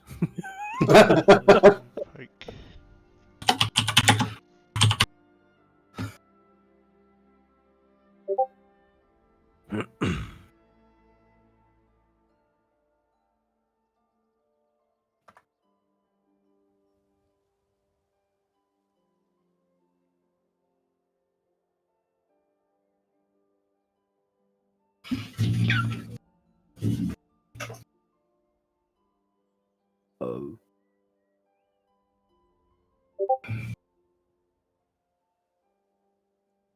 So, would we be able to do, if I was going to do that, a 9 Lives Stealer Warhammer?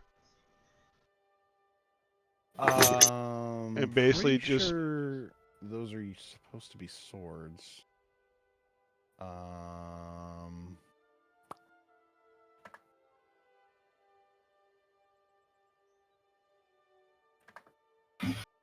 me double check. all I could find was swords. Yeah, it's only swords. Let's see.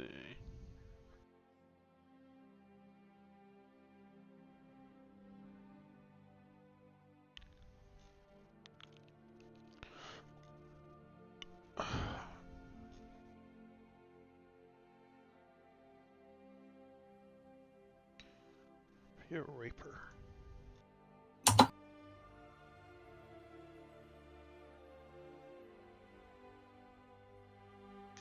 This doesn't come up very often, like you said, though, right?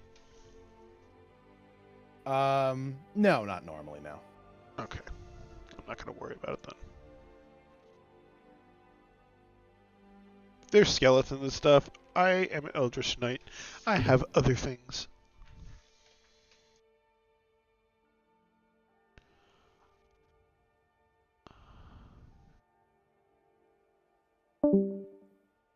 The fighter starting equipment is kind of goofy. It offers you a lot of like random, like repetitive.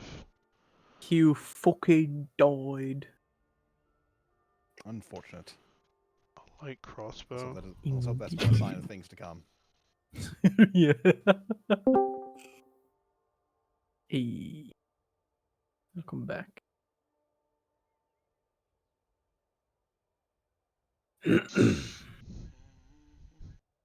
Oh shit, what the fuck's going on in here? Why is there an update for Monster Hunter Rise?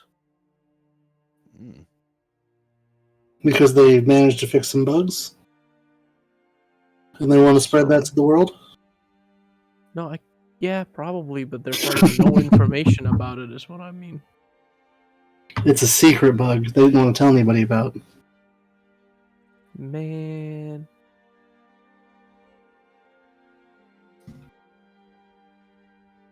Oh, Hank. Alright, I have to let my dogs out, so I will be back. Alright.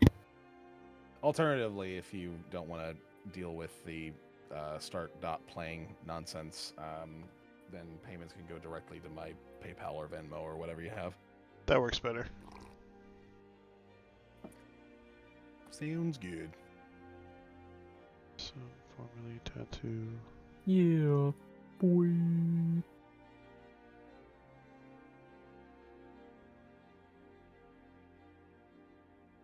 Hmm?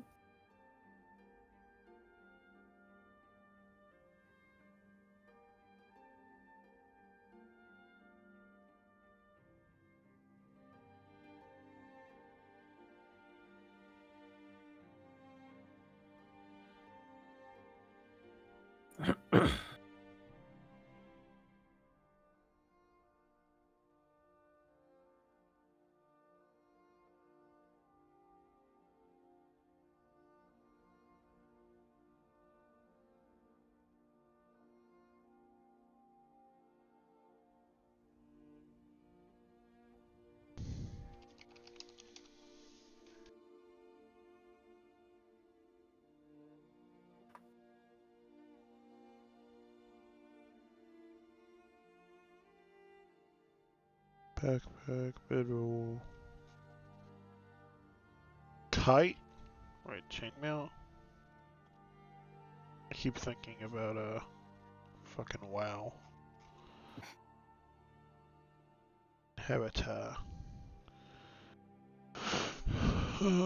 Are we gonna meet a lot of draconic people? It's a good possibility.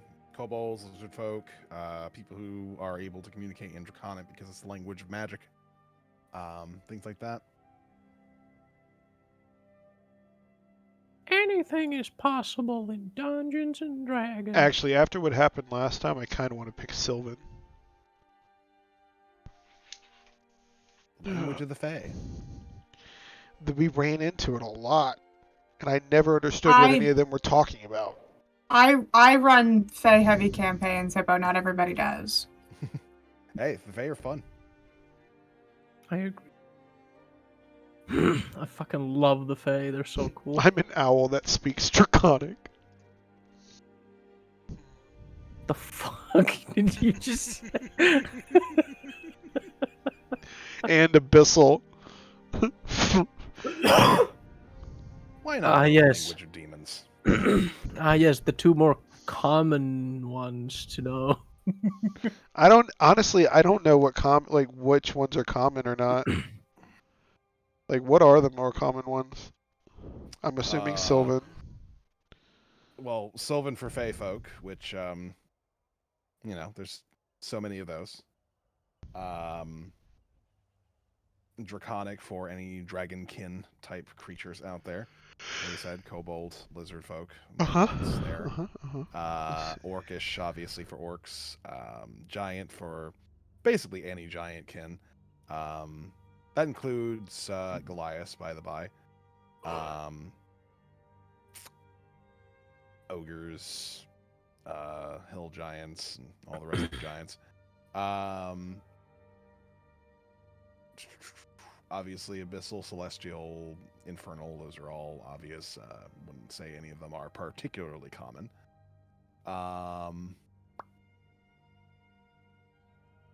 Dwarvish, fairly common. Most orcs speak common, though, right?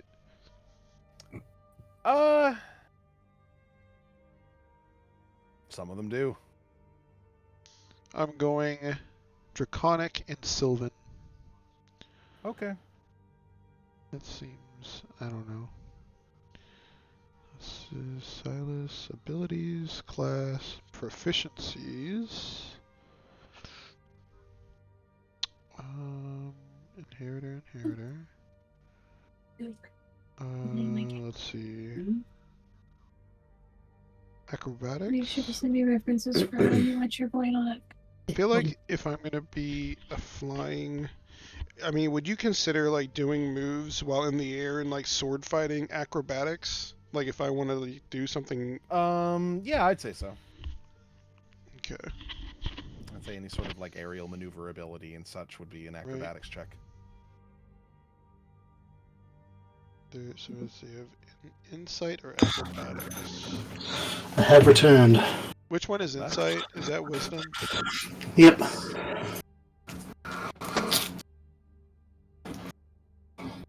Insight is reading people. Getting an idea of whether or not they're holding something back from you, or what kind of person they might be, things like that.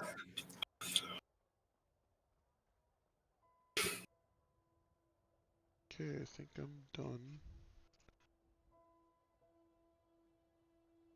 Silas.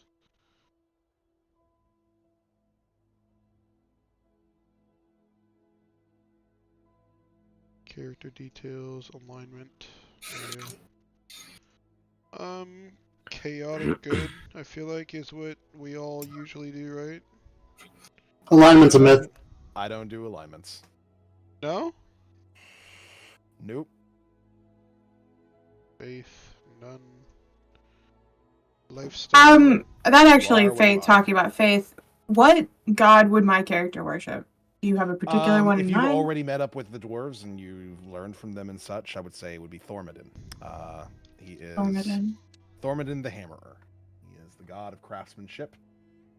And he is regularly worshipped by the dwarves and the gnomes. Oh, that could be some of my background. How tall are owlmen? Are there any particular tenets of this god that my character be? Because I'm picturing my character as a little bit of a religious fanatic. Maybe not in like a crazy way, but like she adheres very rigidly to her religion. The very basic, crazy ways sounds kind of fun. The very basic tenets that all worshippers of Thormodin are expected to adhere to is number one, to always take pride in your work. Number two, tools are meant to create, not destroy. Number three would be to respect the work of others regardless of how skilled they might seem. Number 4, to create is always to be better than to destroy.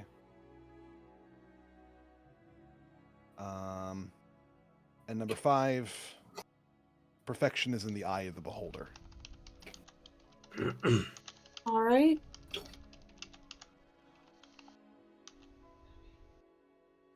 Are there any bardic colleges floating around? There is a general bardic college over in Drayan, which can mostly teach you all the basics when it comes to being a bard.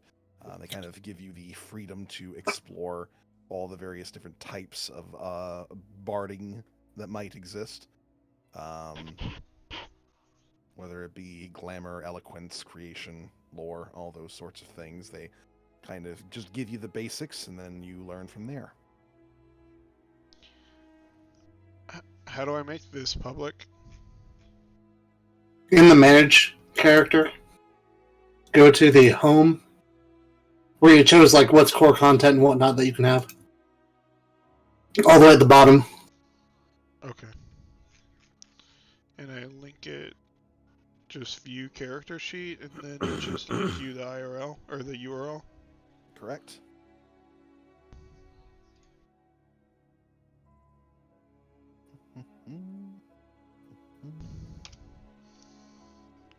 Yo, it shows Ninja Boy is active now. What the fuck is he doing?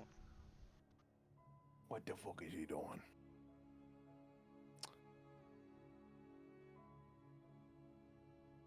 Let's see here. Bip.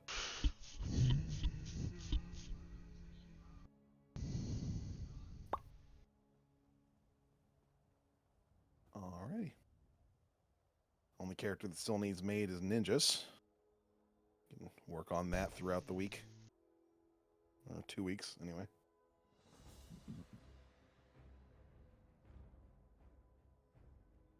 I'm super excited to start playing. This character's Yeah, gonna be sounds like a awesome. blast. Yeah, I think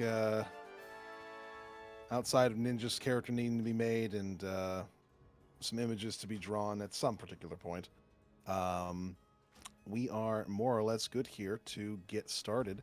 You guys can feel free to work on backstories, interests, hooks. If you do have any other questions about anything concerning how to do your backstory or anything like that, any lore that you need to know, just feel free to ask me whatever you need.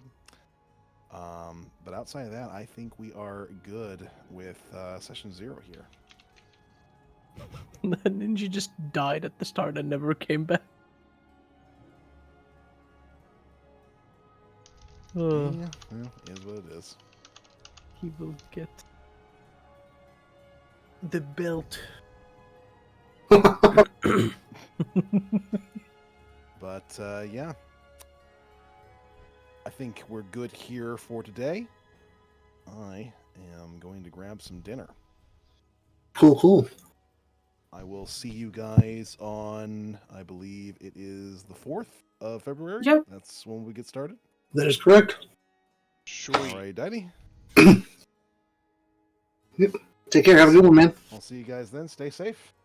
Yush. You too. I only live dangerously. Holy. Okay, well, I'll stay safe for both of us. This is the picture I chose.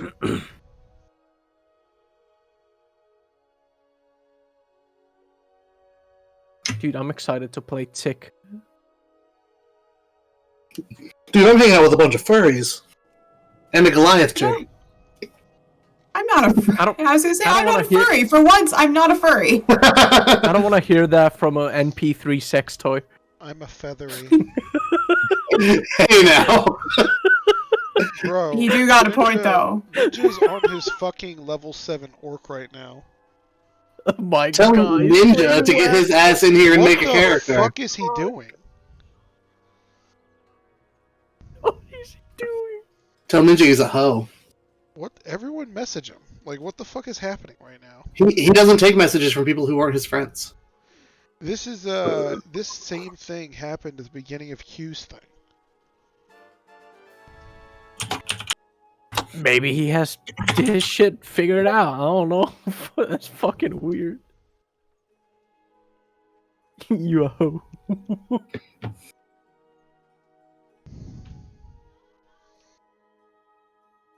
Tick is gonna be one traumatized motherfucker. Excellent. We love a good traumatized character. Is the rat folk character gonna sound like a crack addict? I don't know. I haven't figured out its voice yet. Fuck with me! I don't have a good voice figured out for my character either yet. I am not doing a voice this time. I can never keep it. I'm thinking Cockney. If I do a voice, it's gonna be oh, how are you? I am Silas the Samurai. I would get so annoyed listening to that voice for an Yeah, I entire was about to say, campaign. I didn't even understand what you said there. You've got a right weird accent, you do. Oh yes.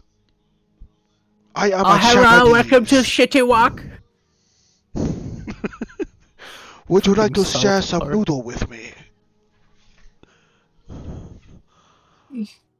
Would get so annoyed listening to that voice, but I suppose it's up to you. Wow, Q. Let's hear Yeah. your voice of your character. I am a forge cleric. No, Q has a point. Wait, no, Q's right. Let him cook, let him cook. What is your forge cleric's name? My character- forge cleric. Oh, go ahead. I was gonna well, I'm still debating about her actual name, but I know her nickname is going to be Furnace, which I know, very original, but I like to think it's a religious name. It was a name given to her by the priests at whatever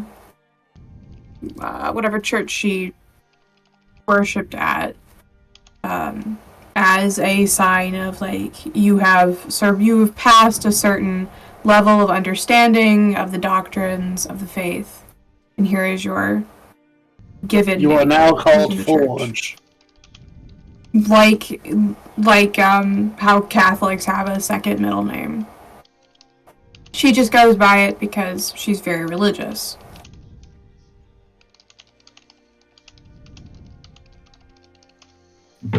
I am like cussing Ninja out through message right now.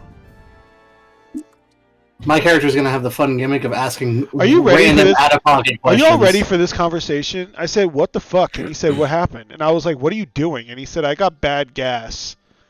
And I said, are you playing or not? And he said, can you invite me to the guild? Oh my god. I said, answer me, you bitch. And he said, I need an invite to the guild, though. I was like, this shit's sick, by the way. And he said, I love it. I love you more, though. And I said in all caps, are you playing or not? And I said, we literally need to know for the sign-up, you dickhead. And he said, you're using the word literally wrong. Literally is a Are you guys okay? I'm gonna kick him in the nuts in real life, bro. Dude, Ninja's I feel like I'm listening to him.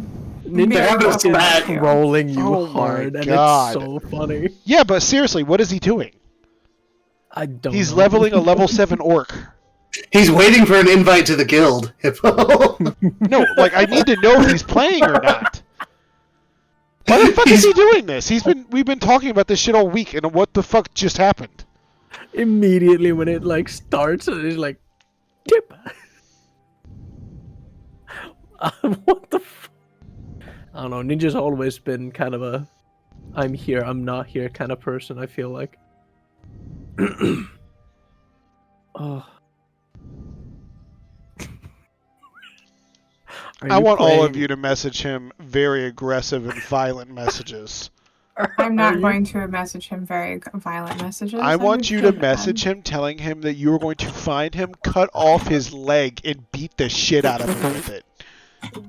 I'm not going to message him that, Hippo, but if you want to message him that, Come be on, my Forge guest. Cleric.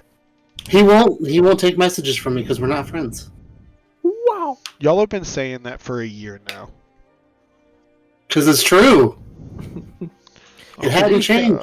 To be fair, I sent Ninja Boy a friend request whenever I got added into the group Hold on chat. 1 second. So there is another guy who's exactly like Ninja, but he's fucking hilarious, and he's been asking to play D&D with us. Do you guys want to talk to him real quick? I mean, is Ninja out? Dude, he won't even answer me. I don't know. We don't want to add another person unless we know we lost a person. Yeah, that's What do you want me to do? He's not answering me. I have no idea. So the default is no, I guess, because, like, what am I supposed to do? Like, then we're kicking him out, if that's the case. Like, if we're adding another person, it's because we are excluding Ninja. We need to know now, or we will fill. We legit have to know. Yeah, I just asked him, were you gonna play D&D with us?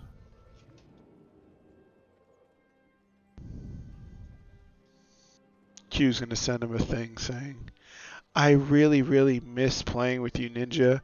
Please come and play with us.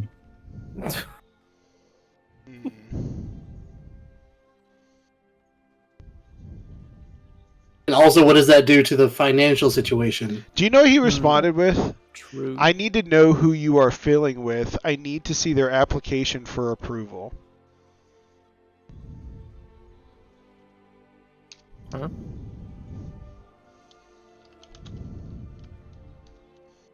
I said fuck you.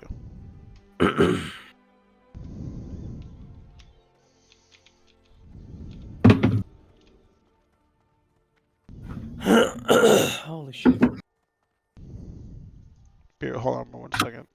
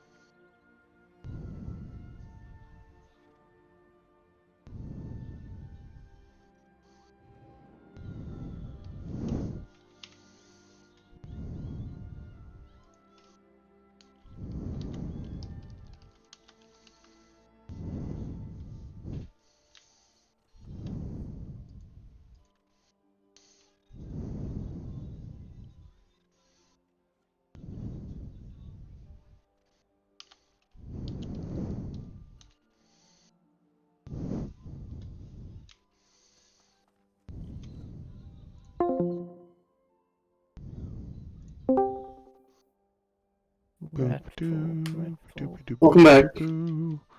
What would a red You need sound something. like? No, just a welcome back. You need something?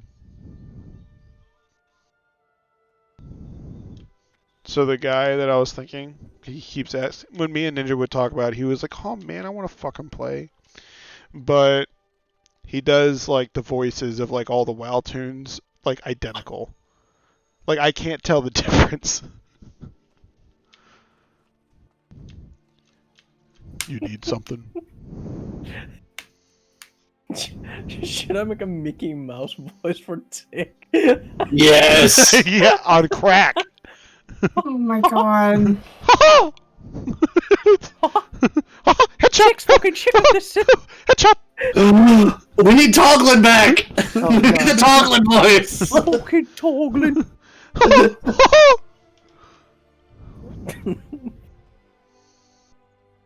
I love Toglin. I miss Toglin. See, I told you he was racist.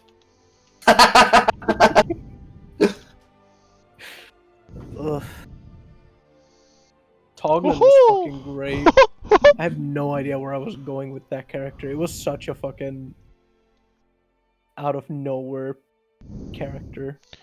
So I know you guys have not seen his like voice stuff, but it is like. Are you talking about the DM? Yeah, like I know you can't tell by the way he talks, but like when he changes and he goes into like character, it is shocking. I can't wait. Like when I first started like watching it, he seems kind of like not boring, but very like Subdued. yeah. But when he goes into his characters, it's like holy fuck. Can you send a link to his content so I can watch it if I feel Yeah, like let it? me see. Holy fuck, Lois. Let's see. Like his draconic is fucking crazy. Here, I'll still show you a thing. Hold on. Roll for content. I'll try to find like a specific one. Sick. Well, just in case I want to see his content and see how he, performs as a DM. What I can expect.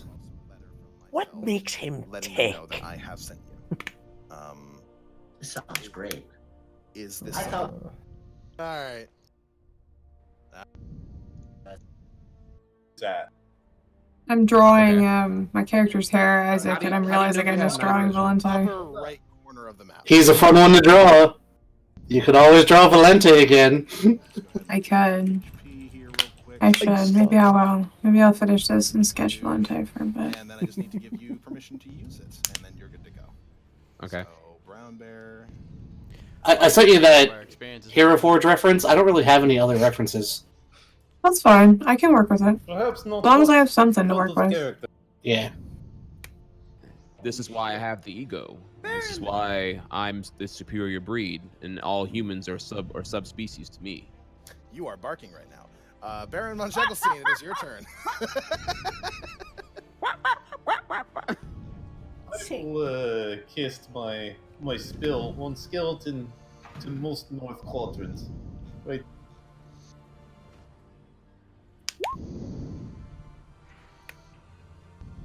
I need to find sound bites that I can use for my bardic music and send to him. I'll tell you right now, dude.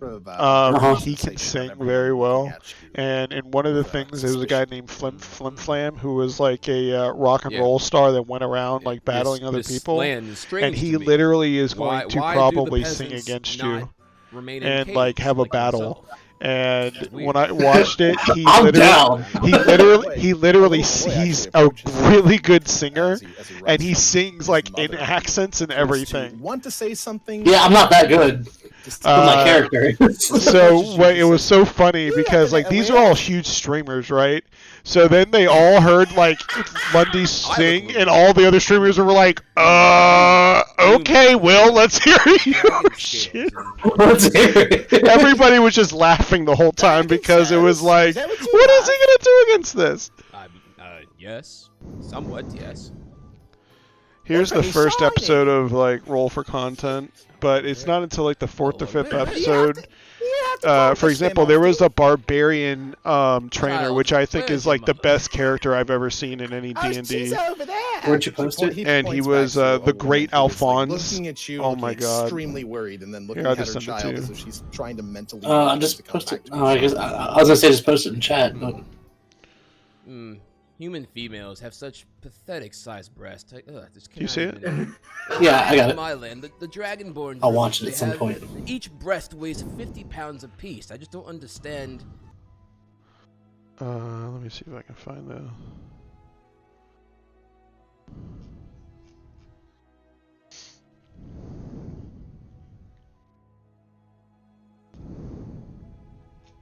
All right. I'm the superior breed, and all humans are subspecies to me.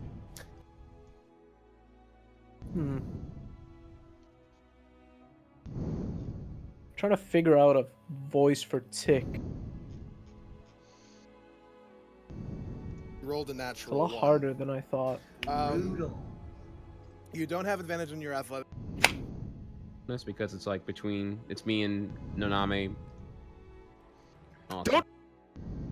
is that correct? What do you think about this? That's I mean, that's for sure, rat folk. Okay. That would. Good. That's what I was thinking too. Like when I was thinking about a voice, I was thinking about like further away. Rat folk and Or is it like, or you can't move attack. And the only like every time I came back to like Twitch, right? I don't want to make it sound like Twitch. Shaking and like holding up. I'll just grab him and drag him to Beast So I Boy. went with a bit more normalized kind of voice. So Beta Virgin grabs the last creature. Can you at least pick him up nicely? You've been so I'm just gonna grab Wait him. until this guy says we were just going out for tea, and when we said that, we just meant his skin was very nice looking. Like we just murdered him. Just drag his ass there. Fuck it. Just drag him on. Dude, these sessions are so long. It's so hard to find these sound bites. He literally got it written to him and said, "Hey, racists," and we just. Because I gotta remember, I'm gonna be using that voice a lot. Boy, the last one is brought. Yeah. Every other week. So I don't want it to fucking destroy my throat. Can I do things now? Is it mine? I think this might be Can I do easy. things? All right, so I'm gonna easier, know at immediately least. what he. It's solid. Know immediately what why just gotta keep at it. Why my blue scaled perfection is the To bad kinda color, normalize this. as he uttered earlier. He sort of looks up to you Into and, the vocal and he says, cords. Know immediately what why that we just meant. But I also that gotta remember that he knew Tick is No gonna be Name's fucking bit of a hot shy flashcard. fucker. I could see in his eye that these guys were truly racist. Oh, Could be they were just simply kind of like this, he's maybe. still like lightly I burned don't from know. your thunder breath from earlier, and he's just sort of like shaking and holding his hands in front of him as he's looking up. Have you guys seen What to say. the Spider-Verse movie, the second one? So Not the can I second one. can I do things now? Is it mine? Yes. I kind of want to do So I'm Spider-Punk very voice. insulted. So I spit on him and then I demand British. him to Yeah. speak immediately about why he decreed that I am the what do you call me, the bad color, the wrong color. But every time I do that kind of a voice, I default to Australian. Here, Isaac, That could be funny. I'm gonna send you this. This is like this is him doing Draconic, and it's like hilarious. But go to 3055, 3355. In the third episode. Living in the streets. Tick. Wait, you said 3055? 3355.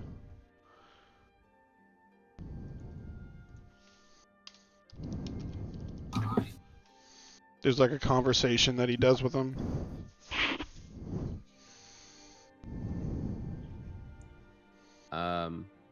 Yeah, I want to know immediately why my blue scaled perfection is the bad color, as he uttered earlier. He sort of looks up to you and he says, The bad color, the wrong color. Okay. The hell what just happened? Yeah, what's going on, man? Well, okay, so then well before I would translate that, I would then want to What the fuck? I would then want to I then want to ask everyone, okay, well, so what do you want me, what you want me to tell him again? Like I'm gonna abruptly cut off what he was talking to me about and not tell the party yet. And You then know what ask he him, just okay, said. What do y'all want me to tell him again? It sounds like you have less conviction wasn't about English. us killing him and all. No, the that's friends. Are you Draconic. asking the group or are you asking the kobold? Now I want to know, Beast Boy. We just There's a murdered big bunch of conversation people. that Is this happens where he does justified? it, and I it's mean, mind I'm a blowing, and I paladin can't after find all. it though. Oh my Honestly, they're god. dragons. They're not really people. Selectively paladin. You annihilate. I wanted to interrogate one, hold the rest captive. You immediately slaughtered all. Like, you annihilated two of them. I believe you were the first murderer. Always sleeping in the street. I was. My thunder breath was meant to singe from a range of distance. I was pretty confident I wouldn't kill. You all are out to kill. once you kill somebody, we're all in. There's no going. Kinda You like can't that. blame us for that. You fucking killed the guy, man. Yeah, we can't leave witnesses. We gotta kill Kind this of a guy now shot. also when we're done. Dragon Ooh. with a crossbow, dude. We were in on your word, man, Beast Boy. What's What the going fuck on? was that? Like All right, wavy Let's thing get at back the to the end matter I at did? hand. Let's not fight amongst ourselves. What's going on, Lady. Beast Boy? Where are they? Oh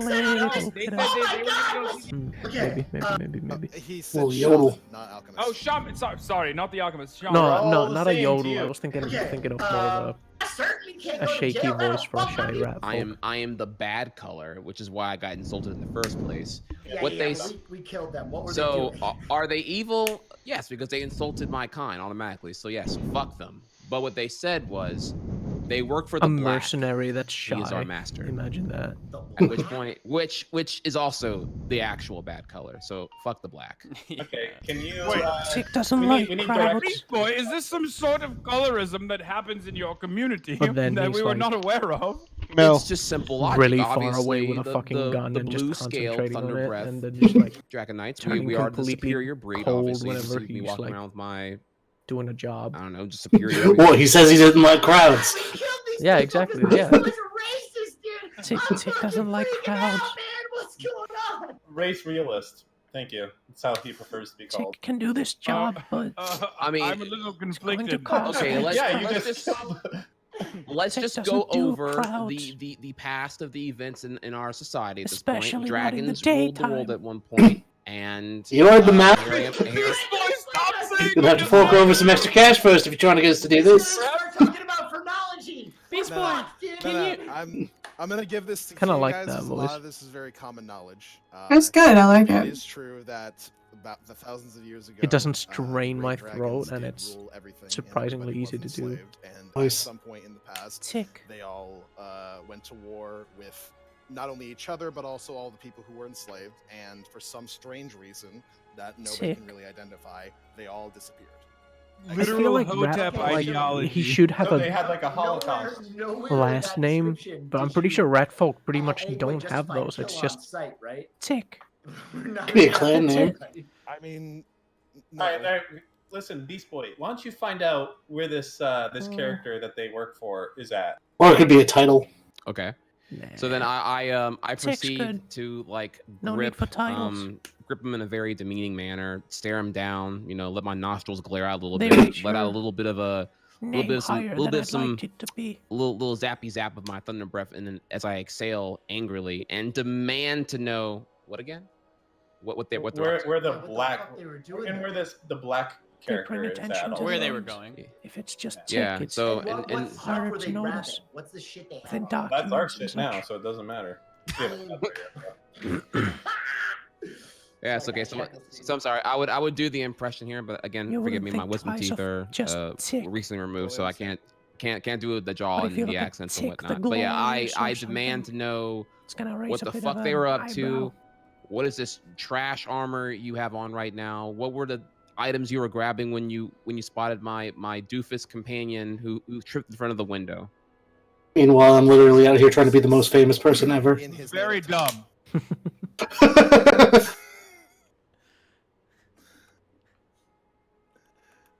What does he He say? says, yeah. Tick is a shy and doesn't like attention. Go to 40 minutes of that same video. Take a pause right now. Your dragon is fucking crazy. Yeah, as someone who speaks dragon, you do it fluently.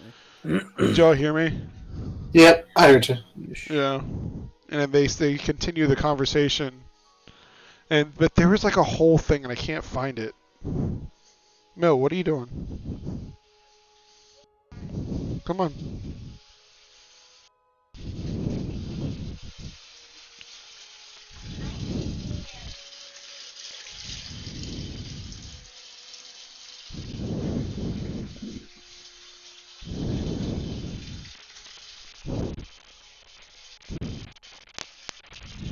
Baron von Schickelstein.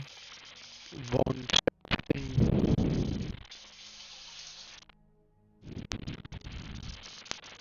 Fucking Beto Virgin. I hate it. Beto Virgin. Dude, that whole thing is hilarious. And their one-off is the funniest thing I've ever seen related to Do D&D. they? Do they actually speak that language? Like, did they make it up to speak and learn it? What? No. Or is that just gibberish? Yeah. That's just gibberish.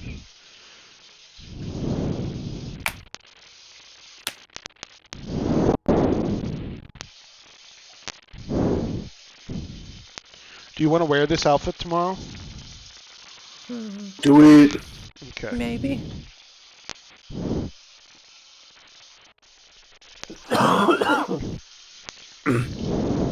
It doesn't help the voice that I was sick not too recently, or like pretty recently. Yeah. And like my okay. lungs are like filled with unnecessary shit from that. Yeah. No, you're not. You and I actually both just got over being sick. Dude, the whole country did. Like, I still have an itchy cough. I haven't been sick for weeks, dude. Yeah. I was only sick for like a couple of days, but it was bad.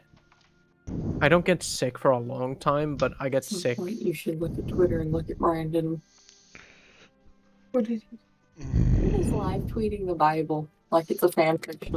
Oh no.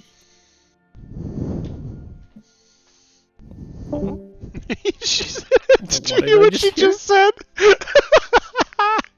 Look, He's live tweeting the Bible like it's a fan fiction. Look, it doesn't surprise me anymore. I live with this.